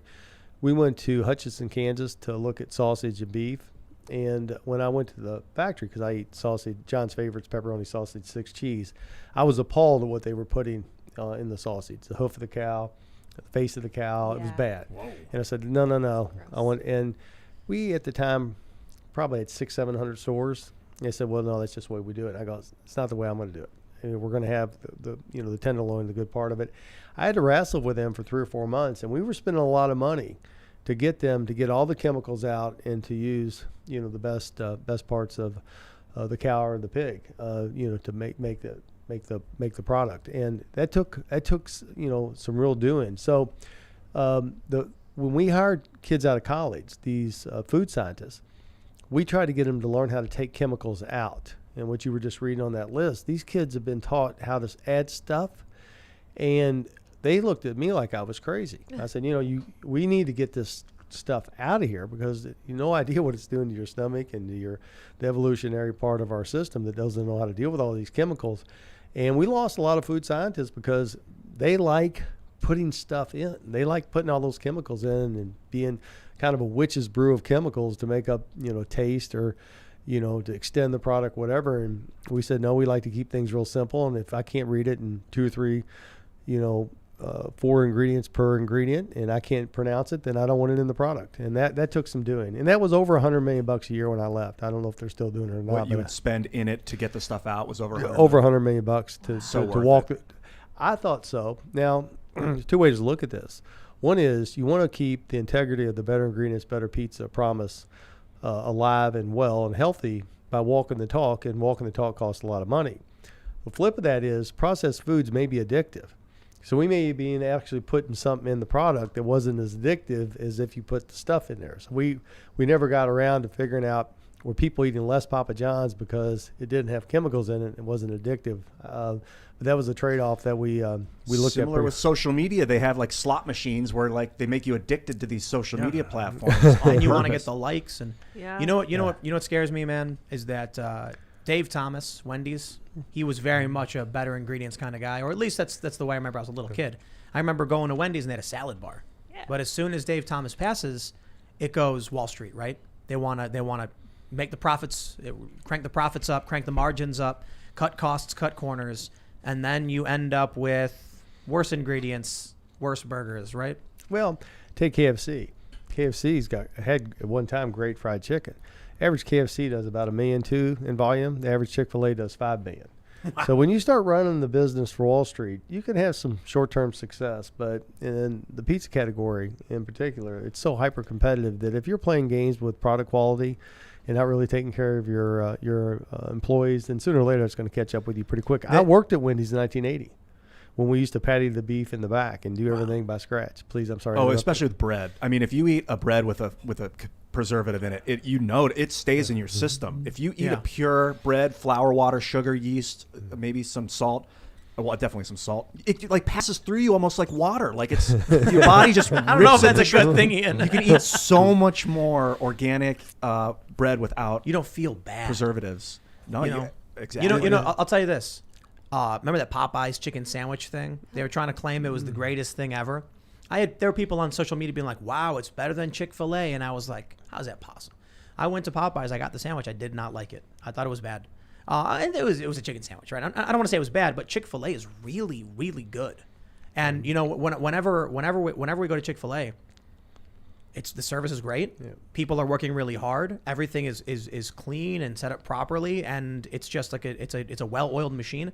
And the food is always really, it's always fantastic. Yeah, that's a Kathy family. It was Truett, and he passed away a few years back, and then Stan and Bubba and their family, they just do a tremendous job. But this processed food, I mean, 99.9% of the American population has a chemical addiction. It's called processed food. And this processed food is very dangerous. And we're going to have to get our arms around it because it's a big culprit in all the some of the most prevalent and outrageous health issues we're having with our country.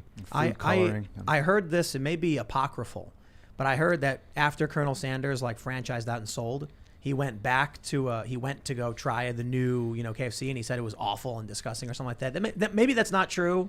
I read that somewhere on the internet. I had something in the garlic butter at Papa John's, and it was, I don't know if it's a different recipe than it used to be, but it was harder to digest than I remember it being. I cut sugar out of my diet though. That's good. Yeah. Good. The sugar's probably worse than anything. Even the caffeine and the alcohol. The sugar's pretty deadly. But yeah, the Colonel was fanatical about his chicken. Yeah. He was funny. He was fanatical and finicky about and quirky about how he wanted that chicken cooked. Have you been marinating any new recipes for other types of foods? And no, you just work at home, just have fun with it. Just fun. Garden. I got an organic garden I play with. I would, when you came in and you were looking at the pizzas that were made by the local Papa John's, and you were like, "Oh, see, there's a problem," and you're pointing to the crust. I'm like, man, a pizza made by you must be the best pizza. That'd be fun. We should have a pizza making contest. Well, I would love. We'll come to the house. We'll do it with the Roman Empire columns with the pizza oven. Nice. But the first 6 months in the broom closet, I was convinced I was the only one that could make a pizza. Right. And so I made every single pizza, and that got old. And so, but that was kind of funny. But no, there's plenty of folks. There's great pizza makers at Papa John's, and there's a lot of them that can make a better pizza than I can. But I do like making pizza. So you had to learn how to trust other people to make your ingredients, similar to what Tim's doing with the Timcast brand. He's letting other people create shows on the network. Was it what was that like? It's like letting somebody watch your child. Ooh. I mean, I can only imagine a mother. Dropping or newborn off, this 4, 5, 6 months into the grandparents even. I mean, you just, when it's your baby, it's sacred. So it was hard. It was hard not to make every pizza and not worry about every pizza. What'd you do? Have someone make one and then you tasted it and you're like, oh yeah, it's good enough, close enough. I can't tell. probably wasn't quite that nice. It was probably like you didn't make it right. Let's start over. Let's get this right. It's So. with growing this business, there's a lot of like ideas I have for the figurative pizza, which is the content we're gonna be producing, and it gets to a point where, I'm talking to some of the new staff like, here's my vision, here's what I think. Then they go off and do it. Then I've got to see the product and say, okay, here's my notes on it. And I definitely think, maybe this is a bit arrogant, but if I was the one always doing everything, it would be, top tier, A++, but it's impossible. It's not possible to be doing every single aspect. You need to have people who can take that load off, who can start expanding the business. And you got to do your best to find the talent and the drive and the passion for people who want to do it and do it right. Can only imagine growing to 5,000 stores I couldn't even imagine that right now. Well, what's the saying? If the captain of the ship has to be the captain of the ship, he's really not a good captain. A good captain has plenty of people around him that can run the ship just as good as he can. The issue you got is you have the producer, the manager, the supervisor, and the leader. Sorry, brother, you're the producer. You're the one that makes the food. I mean, you're the one that's got, so you're stuck there, and then you're going to have to be the leader. But the manager and the supervision roles in between, right? That's something you could fill in. But you're always going to be the guy making the pizza. You're always going to be the guy in front of the mic. You just need to get other folks to do these other peripheral leadership capabilities. Maybe, maybe once we launch enough other shows, I'll be pushed into the back and. Maybe just, look, you made your pizzas for some time and then you eventually were just running the company, but you still knew how to make the pizzas. I definitely think there will come a time where, I think even within the next 5 years or so, it's going to be impossible for me to do 4 hours per day of podcasting. It'll be impossible. And first of all, my throat's going to explode. But also it's just, if this is going to be something bigger, better, more important, if we're going to be building culture, then my talents are better served helping other people start filling that role and expanding and helping make those changes, inspiring people and having fun and making that content. I'll probably better off doing that. So, one of the things I used to work on Saturday and Sundays. I used to actually do podcast recordings. I decided to pull that back and focus on the vlog, and now it's much more relaxing, but it gives me more time. So I reduced the amount of content I did per day as well. I used to do 3 additional segments, which totaled about 50 minutes. Cut that out. So I'd have time to go to the bank, to file paperwork, to deal with legal stuff. Otherwise, the company couldn't grow. Yeah. So I'd actually back away from making pizzas, figuratively, and to do the business. If I was you, I would do the things that only you can do. You don't have a choice. Then there's the next column up that's the things that you could do, but somebody else could also do, and that's your call whether you do it or not. And the third one is there's things you could maybe do, but you shouldn't be doing, and you really need somebody else to do it. And so I think you pick the parts you love. You're not going to be able to, you got in here this morning at 8:30, 9 o'clock, and we're going to get out of this thing at 11. You can't keep doing that. You'll just burn out. So you got to find the parts of this gig that you love and the time you want to do it. And, find the time, find the thing you love and just work it to the bone. But, it's got to be the things you want to do. Right. My opinion. Yeah, so that I've got 2 different formats for the shows that we do here. We've got this, which is the conversation, the interviews, and we talk about news and stuff. That's Timcast IRL. And then I've got my 2 other channels, which are fairly similar, which is me sort of, monologuing, right? That's the segment that you saw when I talked about your issue in 2018, the circumstances around what happened to you. And I really do think that in the next few years, this is going to be what ultimately survives and carries on. Something that is longer, more in depth. I think, a lot of people have told me they like the in-depth breakdowns that I do, personally, but I gotta figure out a way to empower more people to this idea of freedom, individual responsibility, the free market stuff. To a certain extent, I wouldn't consider myself a laissez-faire capitalist. We've got to figure out how to grow that. And so what I'm trying to say is it'll probably come a time in a few years where those other channels take a back seat and this becomes the primary flagship or whatever.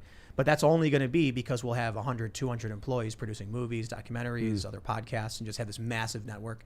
And then I'm going to have to do quality control, basically. So, I could make a mean figurative podcast pizza, or I can teach people how to make, and then oversee and make sure they're all doing it right, and we grow that business. Well, just one meeting with you and 2 observations.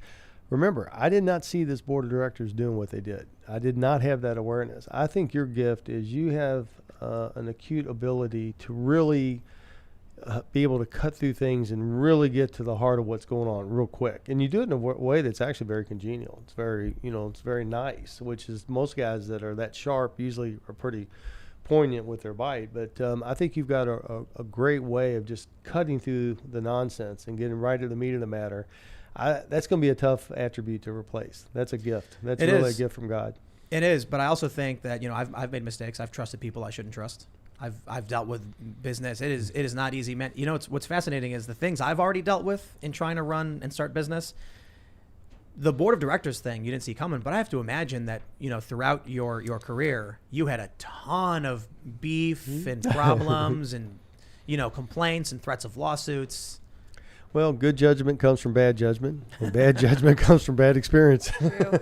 Yeah. So again, the longer I live, the less I know. I mean, just when you think you're on top of life and you got it figured out, it's like raising kids. I mean, you're just not quite as good at it as you thought you were.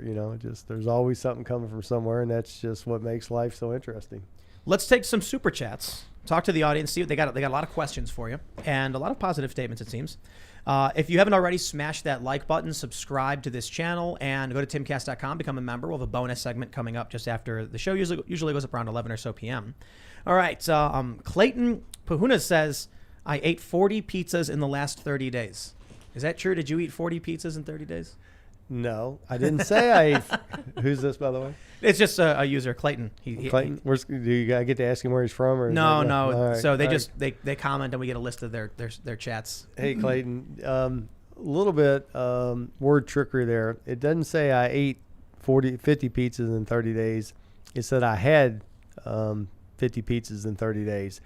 What we do is we have a system that I mentioned earlier, the measurement system, where we have secret shoppers and we order pizzas.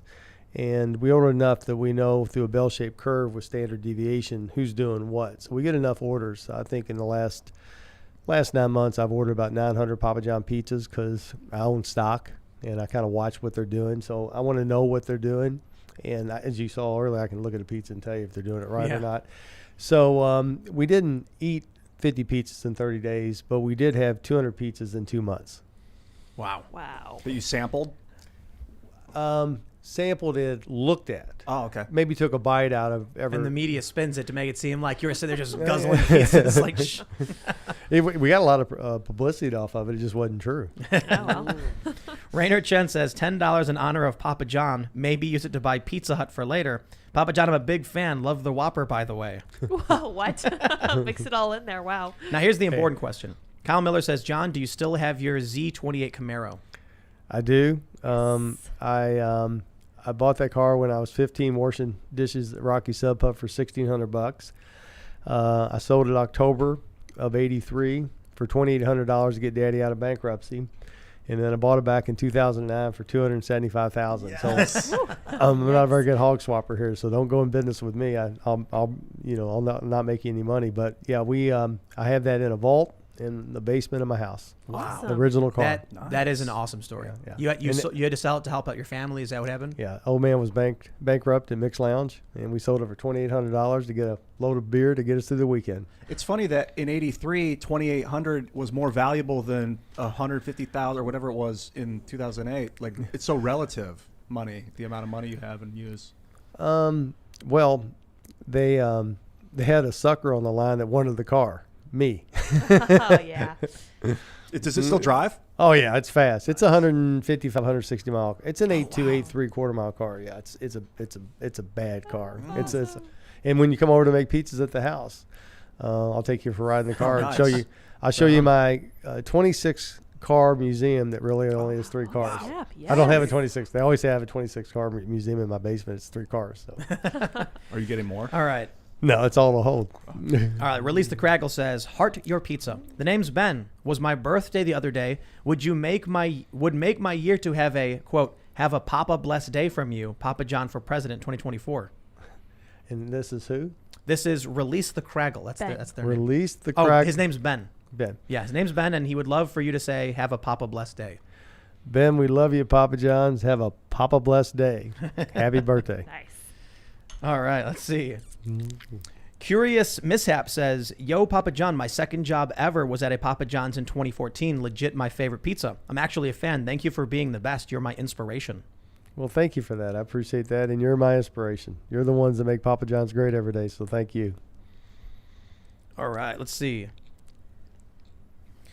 Dark Soul says, hey, Papa, my boss just got fired for private text messages. The company is crazy now. Been there for 2 years and it's just trash. Well, hang in there with them. I'm not happy with them right now. And I just, we had two fundamental principles when we started out, and that is take care of our people, be good to our employees, our team members. They're what makes Papa John's great, and take care of our product. And the last couple of years, I feel like we lost our way with those two attributes. But I'm pounding on the board of directors pretty hard. They know how I feel about this. And, like I say, it's my name on the door. It's my recipe. And I founded it, and hopefully sooner or later they'll listen to me. Right now, with COVID and all these excess dollars, they can't do anything wrong. The phone rings off the hook, regardless of how good the pizza is. And so, but sooner or later, our luck's going to run out, and we're going to have to get back to serving good pizza with good service. So, I'm pushing pretty hard, but I'm sorry to hear that. And was it her dad that got fired? His boss. Her boss. Yeah. CA Foe says, PJ employee here. Nice to see the Papa on your show, Tim. I can confirm the recipes have been changed since he left to cut some costs. No. Again, you can't make a silk purse out of a sow's ear. I mean, if you want, it's garbage in, garbage out. I mean, I've not figured out how to get quality or authenticity or superiority without paying for it. I just haven't figured out, how you get something really good at the end if you don't start off with really something good in the beginning. So I'm sorry to hear that. That was as you can imagine, being a founder and having your name on the door, on every box. When I hear those kind of stories, it's upsetting. It's like you're in the quality control that you were talking about earlier. Yeah. The saying, garbage in, garbage out. You always got to make sure you got better ingredients if you want to make a better pizza. Better ingredients, better pizza. You got it, Tim. Papa John. So I just want to say before I read this next one, welcome to the internet. MK90 says, the banished one returns once again in an attempt to out Pizza the Hut. All hail the Father Lord Jonathan. He shall sit upon the sun throne. Praise the sun. A lot of people are, I think, a lot of people probably became fans when they realized that they were steamrolling you and they were coming after you and it was unjust. So a lot of people were probably just, they looked into your story. They learned about how you treat your employees. They learned about your story with your car, and they're like, here's a guy who works hard, was successful, and boy, did they screw you over. I'd say boycott these no good you-know-whats, but the problem is I love the franchisees. I mean, if it was just these corporate, bank robbers, these folks that are just out for the money, I'd say let's boycott Papa John's until they get back to taking care of their employees and taking care of the product. But I can't do that because I love the franchisees and they're the small business owners that they're interface. So if I could say boycott all the corporate markets, then that may be a go. But right now we can't say boycott Papa John's, even though the products slipped and the concern and the love for the employees has slipped, because it will hurt the franchisees, and I would never do anything to hurt the franchisees. Is there a situation where if the corporate wanted to change the ingredients to something terrible, that the franchisees could override that and say, we're going to use this at this restaurant? No.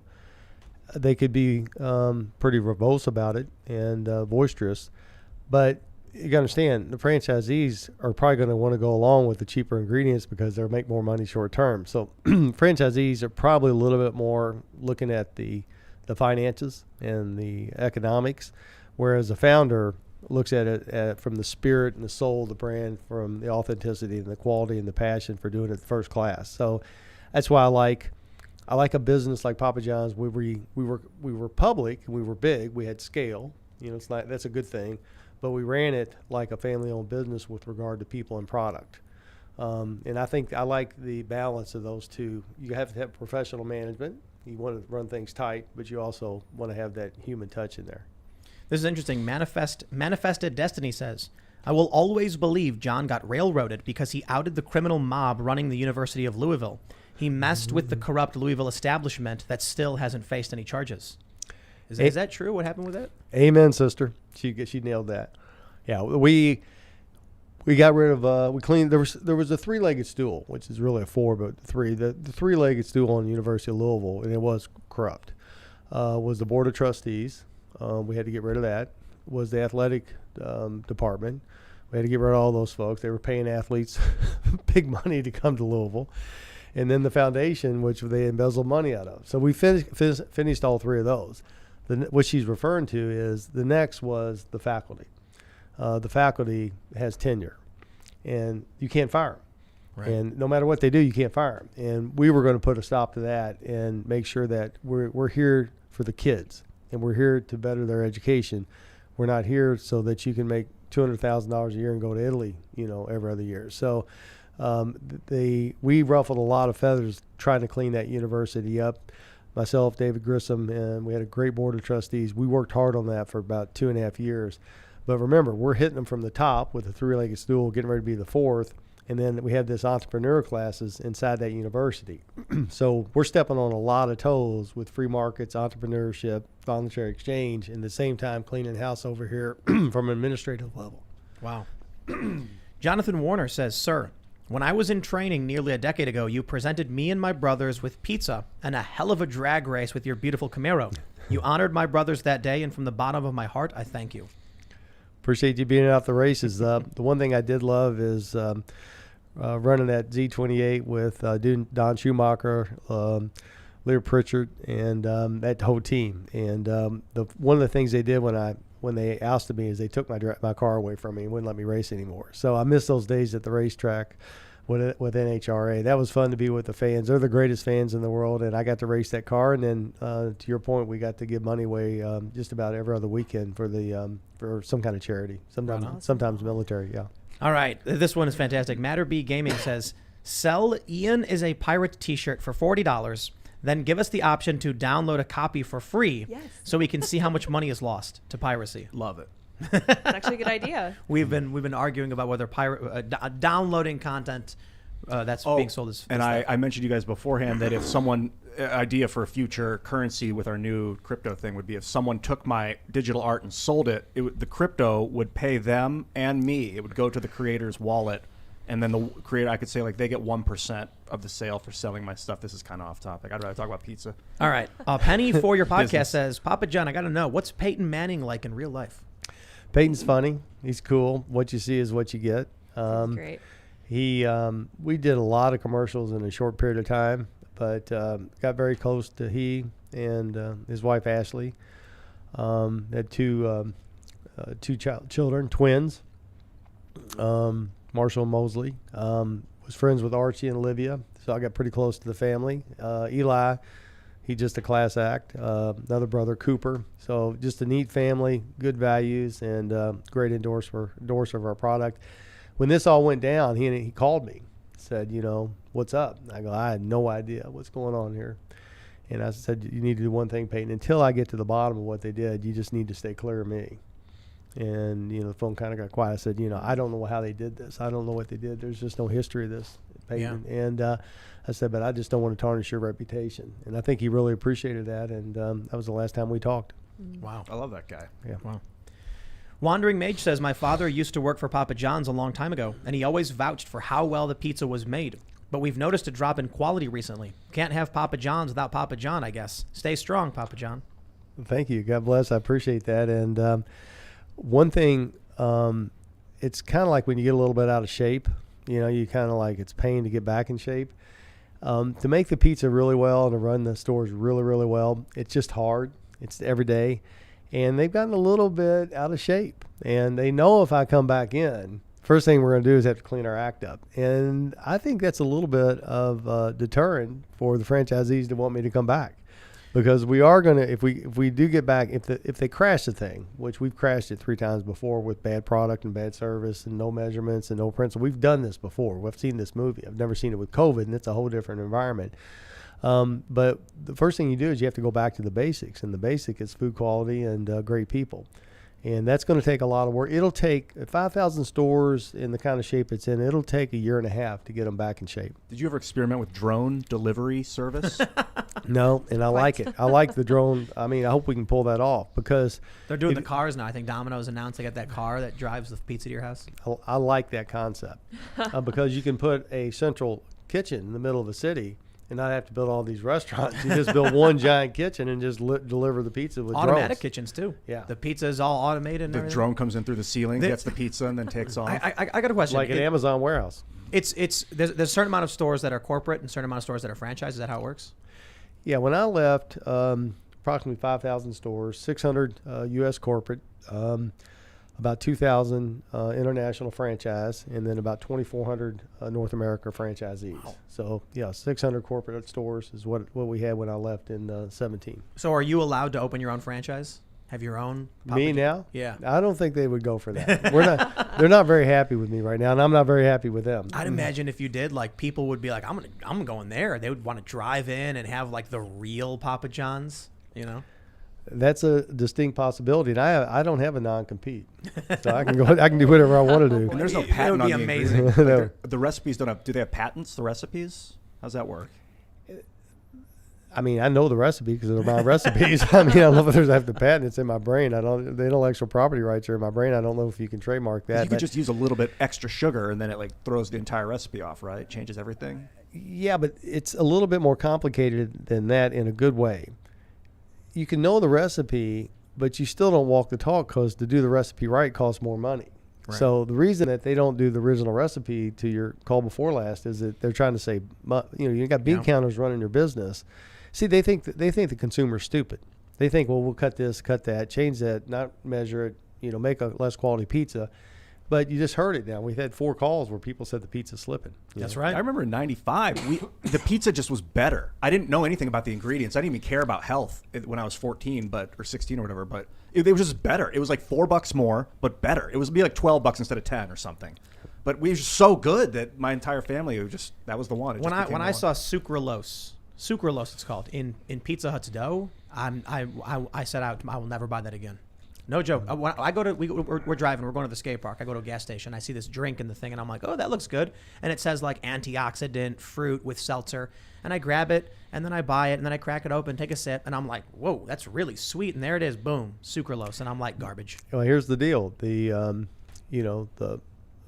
FDA comes in from one of these food processors that we talked about and says, hey, that product is inadequate and it's not up to standard. We're not going to pass it. That processor goes to their lobbyist, which are probably paying $500,000 a year. That lobbyist goes to that senator, that congressman, and says, hey, the FDA agency's jamming me up here. I need to get this product through.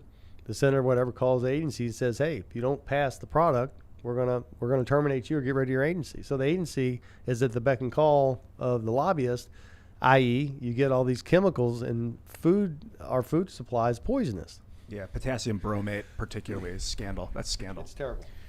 D3FEC wants me to inform and remind you, John, that the phrase anti-racist means you support racial discrimination against people. So anti-racism has become a specific ideology. That phrase is a proper noun, not just a general statement now. So I guess you'd say you oppose racism. Your statement was meant to be in opposition to racism. The author, Ibram Kendi, what's his real name? Henry Rogers, I guess? Yeah. Yeah. He's a prominent critical race theorist, or at least a derivative of. He has the book How to Be an Anti-Racist, and he specifically tells people you must discriminate on the basis of race. That's his ideology, and I think it's abhorrent. But he's taken that phrase anti-racism so that in these circumstances, when a regular person says, "Oh, I oppose racism, I'm anti-racist," they can then when people say what's anti-racist, they then show his book, which tells people to be racist. It's very confusing, I know, but I guess the issue is if you say you're anti-racist, someone will take that clip and then try and spin it. Yeah, I think at the end of the day, you got to look at what's the intent. I always look at where somebody's heart's at. If somebody comes in and says, by the way, Tim, you look sharp today, or hey man, I like you looking, I mean, one's a compliment, one is put down, but you said the same right, thing. Exactly. So it's always I just look at the intent. I look at the heart. That's right. But the media and the board of directors and the university, they certainly didn't. You give them the opportunity, But you know what? To be honest, I don't think it mattered necessarily. They would have found something to twist. If they were coming after you, they were coming after you. They were coming after me, and it's quite flattering. They couldn't find enough other stuff, to get rid of me, so they had to fabricate something.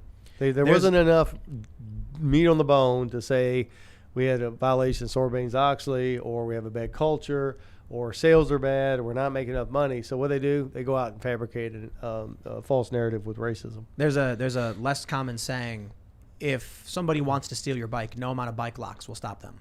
Yeah. So this is something that hacker friends of mine have pointed out, and I think that's the common among many of my friends.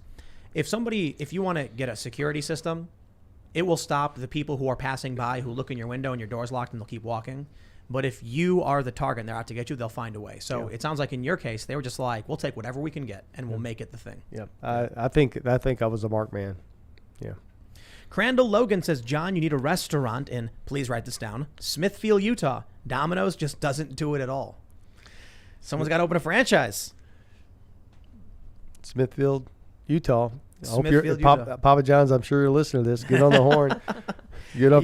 Get off your corporate hind end and sell this a franchise in Smithfield. Yes. How much you want to? I think it's a very safe bet that some PR firm working with Papa John's corporate is watching this show. Oh, they've got more shirts watching this than Quakers got on. Are you kidding me? We have like a ton of viewers. I'm like, wow, a lot of viewers tonight. I wonder. Yeah. And it's all PR company. When they actually have these board meetings down in Atlanta, because everybody talks. I mean, they'll spend 20-30% of the board meeting talking about my issues with me. I mean, it's kind of funny. Did you own a huge percentage of the company before they fired you off the board? I owned 30% of the company. 31 to be exact. Coop is saying that I'm incorrect. It was 1 million illegal crossings for the month of June alone. Please stop saying year. I thought it was the first 6 months. Yeah, I thought it was 188K in June Yeah. alone. You want to Google Yeah, that I'll just to be double sure? check that, yeah. I'm pretty sure it was 188,000 in just this past month, and it was a million for the first 6 months. We will get that fact check. We will see. Let's see. All right, let's see. Holly Salcido says, Papa John's was my first job when I was a teen. Best restaurant I've ever worked for. Back in 2013. Bless the Papa. Rip Joey Jordison. Well, thank you for that. I appreciate that. That touches my heart. I have heard a lot of people, well, I shouldn't say a lot of people, a couple people say that, they worked for Papa John's and now we have this, and they said it was great. The employees were treated really well. We had scholarships for the employees. Like I say, we were the best place to work in Kentucky. It was magical. It was really a blessing from God to watch that thing operate and to give all these raises and all these promotions. I mean, just to watch the smile on, when people go home and parents say, I got a raise, and they tell their kids, I mean, they get new cars, they get new homes. I mean, that's probably the most gratifying thing of the whole gig is when watch people get promotions and get raises. Did your brother stick with? What was the last thing you said? My brother got out in 2002. He clocked out with like 40 million. Oh, awesome. Yeah. Bad, So yeah. he's the smart one in the family. He gets no publicity, no attention. He's job. got homes in Aspen, homes in, he's Nice. enjoying his life. I'm up here on a Tuesday night doing a podcast Yes. with you guys. Yeah. So- So we know who's got the brains in the family. You guys, the Papa John's stores, they teach the employees how to make their pizza right? Like that 10-point system you were telling me about, like the people who make the pizza know this? Yes. So we got the super chat from Randomonius. He says, I haven't worked at PJP for 7 years now, and even I can tell you what is wrong with the pizza I order. That's amazing. Yeah, that's here when you to really do a good job, you have to be proud of what you're doing. And when you're making good pizza and it's good, you have an emotional attachment to your job. So now all of a sudden and I've heard this from franchisees, the corporate really doesn't care what we're serving, just get it out the door. That lack of pride, then that seeps down. The place is not clean, the service is not as good, and you don't take your job with the kind of fondness or affection that you would if you really made a good pizza. So yeah, once you know how to make a good Papa John pizza, it's with you for the rest of your life. Would they use bread machines to get the dough ready, or do they do it by hand? We never use machines. They're putting dough machines in. It does save labor. It does make that position a lot easier.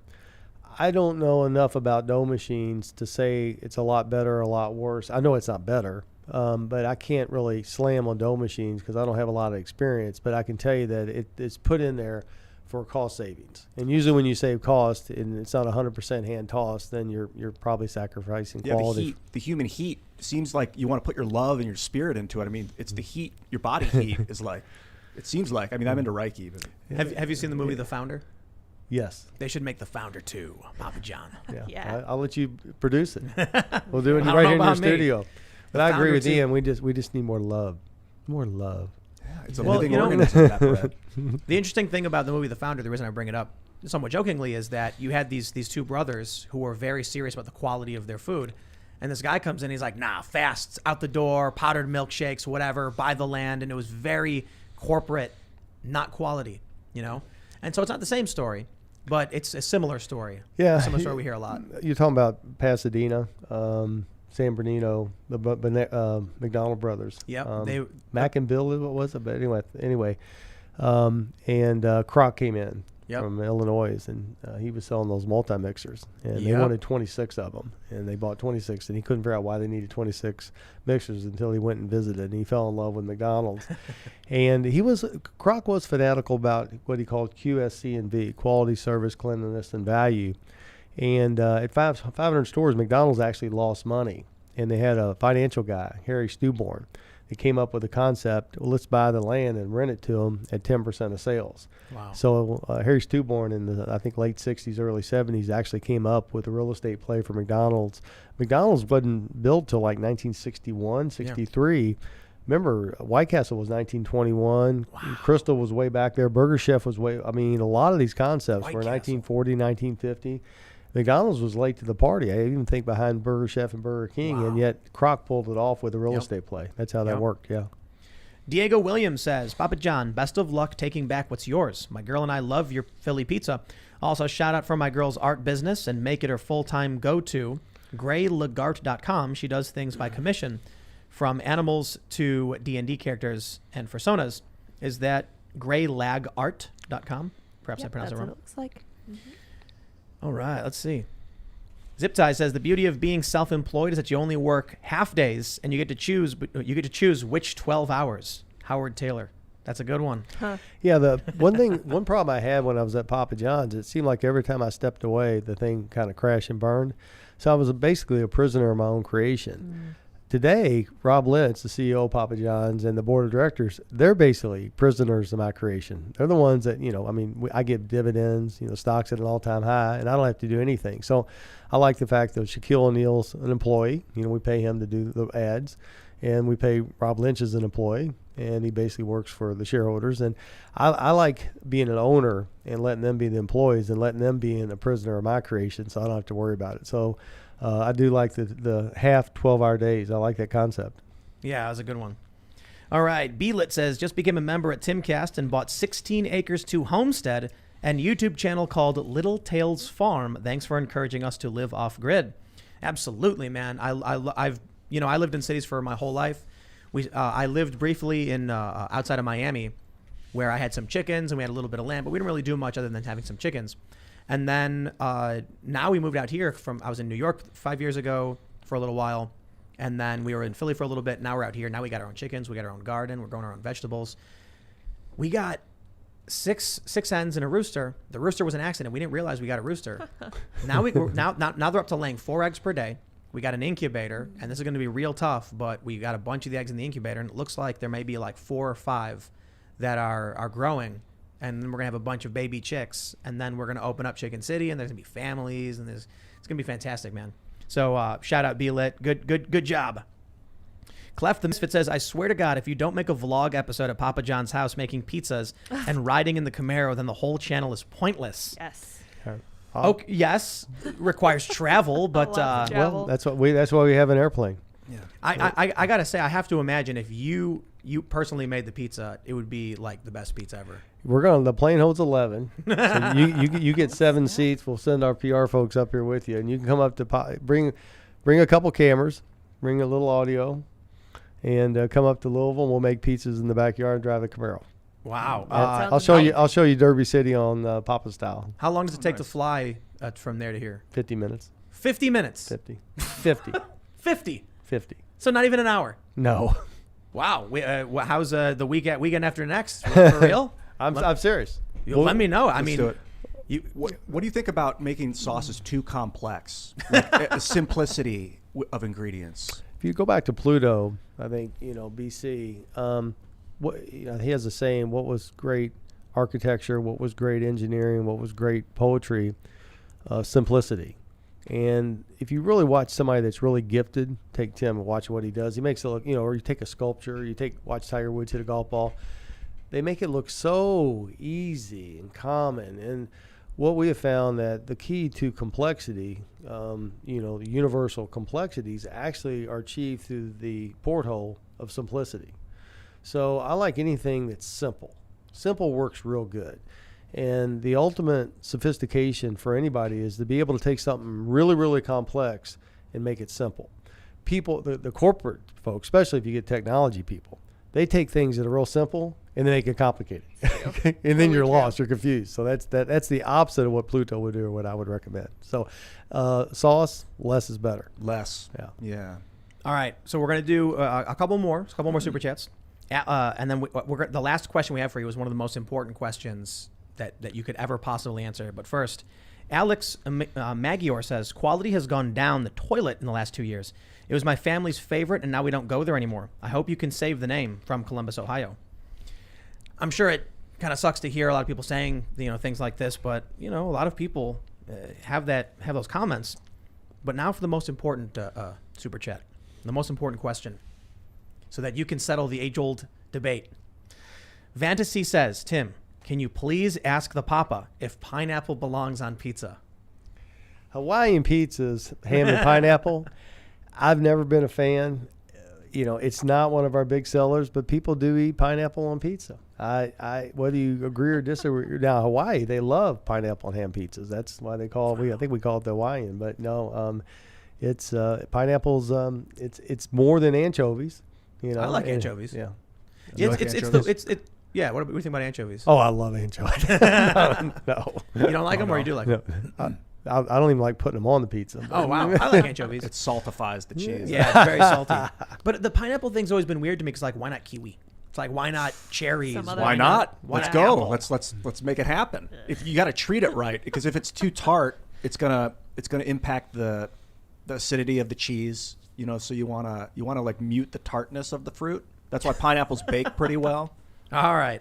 Ladies and gentlemen, cherries this has been a blast. So thank you all so much for hanging out watching. Smash that like button.